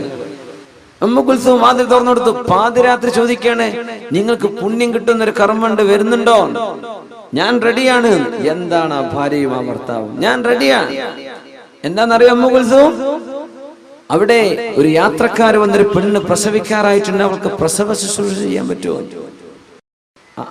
ആയിക്കോട്ടെ, ഞാൻ റെഡിയാണ്. ഞാൻ കുറച്ച് തുണി കഷ്ണം, ആവശ്യമുള്ള വെള്ളവും ഫുഡും കാര്യങ്ങളൊക്കെ എടുത്തേക്ക്, ഞാൻ കുറച്ച് വിറകും ഗോതമ്പും ഞാൻ എടുക്കാം, നിങ്ങൾ സാധനം കൊടുത്ത് റെഡി ആയിക്കോന്നു. പാതിരാത്രി ഇങ്ങനത്തെ ഒരു കുടുംബം, നന്മയെ സ്നേഹിക്കുന്ന കുടുംബം, ഇസ്ലാം ലോകത്ത് എന്ത് ചെയ്തു എന്ന് ചോദിച്ചാൽ 23 കൊല്ലം കൊണ്ട് ഇസ്ലാം ഉണ്ടാക്കിയ സമൂഹത്തിന്റെ മനസ്സ് ഇതായിരുന്നു. പൊതുപ്രവർത്തനം, ജനങ്ങളെ സഹായിക്കുക, റിലീഫ് പ്രവർത്തനം, പാവപ്പെട്ടവർക്ക് എന്തും കൊടുക്കാൻ തയ്യാർ. ഞാൻ റെഡിയാണ്. പാതിരാത്രി ഉറക്കത്തിന് എഴുന്നേറ്റിട്ട് മഹദി പറഞ്ഞത് ഉമ്മു കുൽസൂം റളിയല്ലാഹു അൻഹ, ഞാൻ റെഡിയാണ്. എന്നാ കയറിക്കോ. കുതിരപ്പുറത്ത് കയറി. ഉമർ തങ്ങൾ കുറച്ച് വിറകൊടുത്തു, ഗോതമ്പെടുത്തു. ഉമ്മു കുൽസൂം ആ പ്രസവത്തിന്റെ ആവശ്യമായ കാര്യങ്ങളൊക്കെ അവര്. ആരായി പോകുന്നത്? നമ്മൾ പ്രസിഡന്റിന്റെ ഭാര്യയെ ഫസ്റ്റ് ലേഡി എന്നാ പറയാ അല്ലെ, രാജ്യത്തിന്റെ പ്രഥമ വനിത. ആ പ്രഥമ വനിതയാണ് ഇപ്പൊ ഉമ്മു കുൽസൂം റളിയല്ലാഹു അൻഹ. ആരുടെ പ്രസവം എടുക്കാനായി പോകുന്നത്? ഏതോ ഒരു പെണ്ണിന്റെ, മുസ്ലിമത്താണ്, ഏതോ നാട്ടിൽ നിന്ന് വന്ന പെണ്ണ്. നമുക്ക് പ്രസവം എടുക്കണമെങ്കിൽ എന്തെല്ലാം ചെലവാണ് ഇപ്പോ? നമ്മുടെ പെണ്ണുങ്ങൾക്ക് പ്രസവം വലിയ ചെലവല്ലേ? പ്രസവിക്കാൻ നിൽക്കുന്ന പെണ്ണുങ്ങൾക്ക് വേറെ വേലക്കാരെ നിർത്തണം. ഒരു പണിയും ചെയ്യൂല, ഓർക്ക് ബാക്കിയുള്ളൊരു പണി ചെയ്ത് കൊടുക്കണം അല്ലെ. കുട്ടിനെ കുളിപ്പിക്കാനും ഭക്ഷണം പാകം ചെയ്യാൻ വൃത്തിയാക്കാനും അവരെ മെഷീൻ ഉണ്ടാവും. എന്നാ സ്വിച്ചിട്ടല്ലേ, ആ സ്വിച്ച് പോലും അവൾക്ക് ഇടാൻ വയ്യ. സുബ്ഹാനല്ലാഹ്. ആര് അവൾക്ക് വേറെ നിറച്ച് പൈസ കൊടുക്കും വേണം, എല്ലാം ചെയ്തു കൊടുക്കണം. അവരങ്ങോട്ട് അതിഥിയായി കൊണ്ടുവന്ന പോലെ. അങ്ങനത്തെ പണിക്കാരെന്ന് കിട്ടാനുള്ളത് അല്ലേ. പണിക്കാരെ കൊണ്ടുവന്നിട്ടില്ലെങ്കിൽ ഭാര്യ വീട്ടുകാർക്കും ഭർത്താവിന്റെ വീട്ടുകാർക്കും മാനക്കേടല്ലേ. വിളിച്ചുകൊണ്ടുവരെ കിട്ടുന്ന കാശിന് അവരെ നിർത്തുക. പണിയൊക്കെ നമ്മൾ ചെയ്യണം. അവര് പേരിനൊരാൾ വന്നിട്ടുണ്ട്. ഇങ്ങനത്തെ കള്ളപ്പണി ചെയ്യുന്ന പണിക്കാരെന്നുള്ളത്. അന്ന് ഈ പണി ചെയ്യാൻ പോകുന്നത് ആരാ? ഉമർ റളിയല്ലാഹു അൻഹുവിന്റെ ഭാര്യ ഉമ്മു കുൽസൂം റളിയല്ലാഹു അൻഹ പോയി.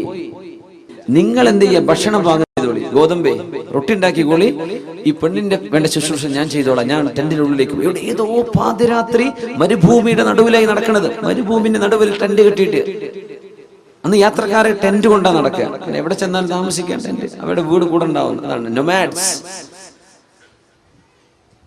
രാത്രിയായി ഉമർ റളിയല്ലാഹു അൻഹു ചപ്പാത്തി ഉണ്ടാക്കാൻ തുടങ്ങുകയാണ്. ആര്? അമീറുൽ മുഅ്മിനീൻ കിസ്റും കൈസറും കേട്ടാൽ വിറക്കുന്ന മഹാൻ. ഉമർ തങ്ങളുടെ ജീവിതത്തിന്റെ വലിയൊരു ട്രാൻസ്ഫോർമേഷൻ ഉണ്ട്. ഉമർ തങ്ങളുടെ ഇസ്ലാമായി വന്ന ആദ്യകാലം, റസൂലുള്ളാഹി തങ്ങളുടെ കൂടെ ജീവിച്ച കാലത്തൊക്കെ ഭയങ്കര ഒരു ഹോട്ട് ടെമ്പേർഡാന്ന് വിചാരിക്കും. എന്ത് കണ്ടാലും നബിയെ വാളെടുത്ത് ഞാൻ തലവെട്ടട്ടെ എന്ന് ചോദിക്കും. അതാണ് ഉമർ തങ്ങൾ ആദ്യകാലം. പക്ഷെ ഭരിക്കുന്ന കാലം, രണ്ടാമത്തെ സ്റ്റേജ്, ഉമർ തങ്ങൾ പച്ചപ്പാവായിരുന്നു, വളരെ പാവാണ്. അതുകൊണ്ടാണ് ഭാര്യ ചീത്ത പറഞ്ഞപ്പോഴൊക്കെ അങ്ങനെ കേട്ടിരുന്നത്. ഉമർ റളിയല്ലാഹു തആല പച്ചപ്പാവായിരുന്നു, പച്ചപ്പാവം. ഒരാൾ വന്ന് പരാതി പറയാൻ വേണ്ടി വന്നതാണ്. ഒരു ഭാര്യ വല്ലാണ്ട് ചീത്ത പറഞ്ഞിട്ടേ ഉമർ തങ്ങളെ വിളിച്ചിട്ട് വന്നു. ഉമർ തങ്ങളെ ഉപദേശിച്ച ഭാര്യ നന്നാവെന്ന് വിചാരിച്ചിട്ട് വന്നതാ. സുബ്ഹാനല്ലാഹ്. അപ്പോ ഉമർ തങ്ങളോട് പരാതി പറയാൻ വേണ്ടി വന്നതാ. എന്ത് പരാതി? ഭാര്യനെ വല്ലാണ്ട് ചീത്ത പറയണ്ട ഉമർ തങ്ങൾ, നിങ്ങൾ ഓളൊന്ന് ഉപദേശിക്കണം, നന്നാക്കണം. വന്നു നോക്കുമ്പോൾ ഉമർ തങ്ങളുടെ ഭാര്യ പൊരിഞ്ഞ ഡയലോഗ് ഇങ്ങോട്ട്. സുബ്ഹാനല്ലാഹ്. വാതിൽക്ക് മുട്ടിയിട്ട് വാതിൽ തുറക്കാൻ വേണ്ടി നിൽക്കുമ്പോ വാതിൽ തുറക്കണമ്പോ കേൾക്കുന്നത് ഉമർ തങ്ങളെ ചീത്ത പറയണ വാക്കാണ്. അദ്ദേഹം പിന്നെ അവിടെ നിന്ന് ഇറങ്ങി പോകുന്നതാണ്. വാതിൽ ഉമർ തങ്ങൾ തുറക്കുമ്പോ ഇയാള് പുറത്തിറങ്ങി പോവുക. അല്ലല്ല, എന്തിപ്പോ പോണത്? ഞാൻ ചോദിക്കാം, പിടിച്ചിരും വലുത് എന്ന് പറഞ്ഞ പോലെ ഞാനൊരു കുഴപ്പമുണ്ടായിട്ട് വന്നത്, അതിന് വലിയ കുഴപ്പങ്ങളെ പുറക്കുണ്ടാവുമ്പോ നിങ്ങൾക്ക് ഇരിക്കുക, എന്താ കുഴപ്പമെന്ന് ചോദിച്ചു. അല്ല, എന്റെ പെണ്ണുങ്ങളെ നാവ് വല്ലാണ്ട് കൂടുതലാണ്. നിങ്ങളുടെ പെണ്ണുങ്ങളെ നോക്കുമ്പോ എന്റെ പെണ്ണ് ഇതിനേക്കാളൊക്കെ താഴെയാണ്. അത്ര എന്നായിരിക്കേ ഒന്നുമല്ല, ഇവര് നമ്മുടെ കുഞ്ഞുങ്ങളുടെ ഉമ്മമാരല്ലേ. ഇവരെ നമുക്ക് ഭക്ഷണം ഉണ്ടാക്കി തരുന്നില്ലേ, ഇവര് നമ്മുടെ വസ്ത്രം അലക്കി തരുന്നില്ലേ. പിന്നെ നാവ് കുറച്ചു കൊടുക്കുക, അത് നമുക്ക് സഹിക്കാം. ഇതൊക്കെ പറയുന്നത് ഉമർ റളിയല്ലാഹു അൻഹുവിന്റെ രണ്ടാം ഘട്ടമാണ്. സുബ്ഹാനല്ലാഹ്. ഞാൻ പറയാറുണ്ട്, പെണ്ണുങ്ങൾ നിങ്ങളങ്ങനെ ഭർത്താക്കന്മാരോട് നാവിടുക ചെയ്യലണ്ട. എന്തല്ല, ഭർത്താക്കന്മാർ ഉമർ തങ്ങളാവൂല. ഉമർ റളിയല്ലാഹുവിന്റെ സ്വഭാവമൊക്കെ ഉണ്ടാണ് ഭർത്താക്കന്മാരോട് ചെയ്തിട്ട് കാര്യമുള്ളൂ കേട്ടോ. വെറുതെ കുടുംബം കലക്കാൻ വേണ്ടി ഉസ്താദ് വേദം പറഞ്ഞെന്ന് പറയല്ലേ.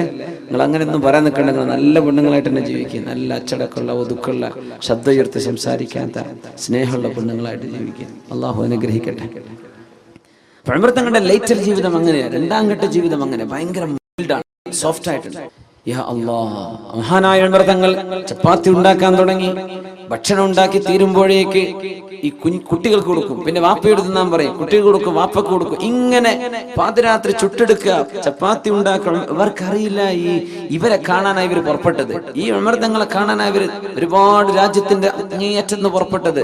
പക്ഷെ ഈ ഖലീഫയാണ് തങ്ങൾക്ക് ഈ സേവനം ചെയ്യുന്നത് എന്ന് അവർക്കറിയൂല. എപ്പോഴറിഞ്ഞെന്നറിയോ? ഈ പെണ്ണ് പ്രസവിച്ചത് ഒരാൺകുഞ്ഞാണ്. അപ്പോ ഉമ്മു കുൽസൂം റളിയല്ലാഹു അൻഹ ഉമർ തങ്ങളുടെ ഭാര്യ വീട്ടിന്റെ ഉള്ളിൽ നിന്ന് വിളിച്ചു പറഞ്ഞു, ബശ്ശിർ യാ അമീറുൽ മുഅ്മിനീൻ അഖാക ബിൽ വലദ്. അമീറുൽ മുഅ്മിനീൻ, നിങ്ങളുടെ കൂട്ടുകാരന് ഒരു ആൺകുട്ടി പിറന്നു എന്ന സന്തോഷ വാർത്ത അറിയിച്ചു കൊടുത്തേക്കണം. അമീറുൽ മുഅ്മിനീൻ എന്ന് ഒരാളെ മാത്രമേ ആ ലോകത്ത് വിളിക്കപ്പെടൂ. യാ അല്ലാഹ്, ഇത് അമീറുൽ മുഅ്മിനീനോ? ഇതാണോ അമീറുൽ മുഅ്മിനീൻ? അയാളോട് എഴുന്നേറ്റുന്നു. പിടിച്ചിരുത്തി. യാ ഉമർ ഇബ്നുൽ ഖത്താബ്, ഞാൻ അറിഞ്ഞില്ലല്ലോ നിങ്ങളാണ് അമീറുൽ മുഅ്മിനീൻ. അതിനെന്താ? സയ്യിദുൽ ഖൗമി ഖാദിമുഹും, ഒരു സമൂഹത്തിന്റെ നേതാവ് എന്നത് ആ സമൂഹത്തിന്റെ സേവനം ചെയ്യുന്ന ആളല്ലേ. ഈ നന്മ ഉമർ തങ്ങൾ ആരോടും പറയരുത് എന്ന് പറഞ്ഞിട്ടുണ്ട്. ഈ മനുഷ്യരോട് ആരോടും പറയല്ലേ എന്ന്. ലോകം ഈ സംഭവം അറിഞ്ഞത് എപ്പോഴെന്നറിയോ? ഈ ഉമർ റളിയല്ലാഹു തആല അൻഹു അന്നൊരിക്കൽ ശത്രുവിന്റെ കുത്തേറ്റ് മരിച്ചപ്പോ ഈ മനുഷ്യൻ വിളിച്ചു പറഞ്ഞതാ, എനിക്ക് ഇങ്ങനെ ഒരു അനുഭവം അന്ന് മരുഭൂമിയിൽ ഉണ്ടായിട്ടുണ്ട്, അതാരോടും പറയരുത് എന്ന് പറഞ്ഞു. അതുകൊണ്ട് ഞാൻ മിണ്ടിയില്ല. ഇനി പറയാലോ, ഉമർ തങ്ങൾ വഫാത്തായില്ലേ. അങ്ങനെയാണ് ലോകം ഈ നന്മ അറിയുന്നത്. ചെയ്തത് അള്ളാഹുവിന് വേണ്ടിയാണ്, ആരും കാണാനല്ല, ആരും അറിയാനല്ല. അതുകൊണ്ടാണ് നമ്മളും പടച്ചവനും മാത്രം അറിയുന്ന ഒരു നന്മ എപ്പോഴെങ്കിലും നമ്മൾ ചെയ്തേ പറ്റൂ. നമ്മളും പടച്ചവനും മാത്രം. ഏതെങ്കിലും ഒരു പാവപ്പെട്ട യതീമിനെ, വിധവയായ ഒരു സഹോദരിക്ക്, കണ്ണു കാണാത്തൊരു ഉമ്മാക്ക്, ഒരു വൃക്കരോഗിക്ക്, ഒരു ക്യാൻസർ രോഗിക്ക്, ഏതെങ്കിലും പ്രയാസപ്പെട്ട ഒരാൾക്ക് നമ്മളും അല്ലാഹുമല്ലാതെ മറ്റൊരാളും അറിയാത്ത രീതിയിൽ സഹായിക്കാൻ പറ്റണം. മറ്റു റിലീഫിനൊക്കെ സഹായിച്ചേക്കണം, അതിനൊക്കെ സഹായിച്ചേക്കണം. പക്ഷെ നമ്മളും പടച്ചവനും മാത്രം അറിയുന്ന ചില സ്വകാര്യതകൾ വേണം. ഇത് ഭയങ്കര പ്രശ്നമാണ്. ഇബ്ലീസ് ഇങ്ങനെ പറയല്ല, നാളെ അറിയണ്ടേ, എത്ര കാലം ഇപ്പൊ ചെയ്യാൻ തുടങ്ങിയിട്ട് ഒന്നറിയിക്കണ്ടേ, ഇതിങ്ങനെ വന്നുകൊണ്ടിരിക്കും. സുബ്ഹാനല്ലാഹ്. ഞാൻ പറയാം, നമ്മൾ കർണാടകയിലോ തമിഴ്നാട്ടിലോ ആന്ധ്രാപ്രദേശിലോ, നമ്മുടെ കേരളത്തിന് ഒന്ന് കുറച്ചങ്ങോട്ട് പാലക്കാട് ജില്ലയിലോ, അങ്ങനെ വളരെ പാവപ്പെട്ടവർ ജീവിക്കുന്ന പ്രദേശങ്ങൾ, കുറച്ച് പാണത്തൂർ അങ്ങോട്ടൊക്കെ പറ്റും. നമ്മളും പടച്ചോനും മാത്രം അറിഞ്ഞിട്ടൊരു ചെറിയ പള്ളിയെങ്കിലും എടുത്തു കൊടുക്കുക. നമ്മളും പടച്ചോനും മാത്രം അറിഞ്ഞാൽ മതി. വലിയ ഉദ്ഘാടന പരിപാടിയൊക്കെ ആകുമ്പോൾ ആരെങ്കിലും അറിയും. അതൊന്നും വേണ്ട, നിങ്ങളും പടച്ചോനും. ഞാൻ സ്റ്റേറ്റ് മാറിപ്പോയാൽ അറിയില്ലല്ലോ. എവിടെയെങ്കിലും ജീവിതത്തിൽ ചെയ്യണം. അള്ളാഹുവിന്റെ കയ്യിൽ പൈസ തന്നാൽ ഒരു പുരക്കായില്ലേ, നമ്മൾ ഉണ്ടാക്കുന്ന പുരക്കുള്ള മുറ്റത്തിന്റെ നമ്മുടെ ഫ്ലോറിങ്ങിന്റെ കാശ് മതിയാവും വലിയൊരു പള്ളി ഉണ്ടാക്കാൻ, അല്ലേ? നമുക്ക് ദുനിയാവിൽ പുരയില്ലേ, ആഖിറത്തിൽ പുര വേണ്ടേ? മൻ ബനാ ലില്ലാഹി മസ്ജിദൻ വലൗ കമഫ്ഹസി ഖതാ. ഒരു പ്രാവിന് ഇരിക്കാവുന്ന സ്ഥലേ ഉള്ളൂ, അത്രക്ക് ചെറിയ പള്ളി ഉണ്ടാക്കിയാലും ബനല്ലാഹു ലഹു ബിഹി ബൈതൻ ഫിൽ ജന്ന, നാളെ പരലോകത്ത് സ്വർഗ്ഗത്തിൽ അല്ലാഹു പുര പണിത് കൊടുക്കുമെന്ന് റസൂലുള്ളാഹി സ്വല്ലല്ലാഹു അലൈഹി വസല്ലം. ആകെ 5 ആൾക്ക് നിസ്കരിക്കാനേ പറ്റുള്ളൂ. ഈ സ്റ്റേജിന്റെ അത്ര പോലും വലുപ്പമില്ലാത്ത പള്ളിയാണ്, എന്നാലും സ്വർഗ്ഗത്തിൽ അല്ലാഹു പുര തരുന്നു. അപ്പൊ നമുക്കൊരു വീടായി കഴിഞ്ഞോ, ഇനി ഞാൻ അള്ളാഹ്ക്ക് വേണ്ടി ഒരു വീട് എടുക്കും.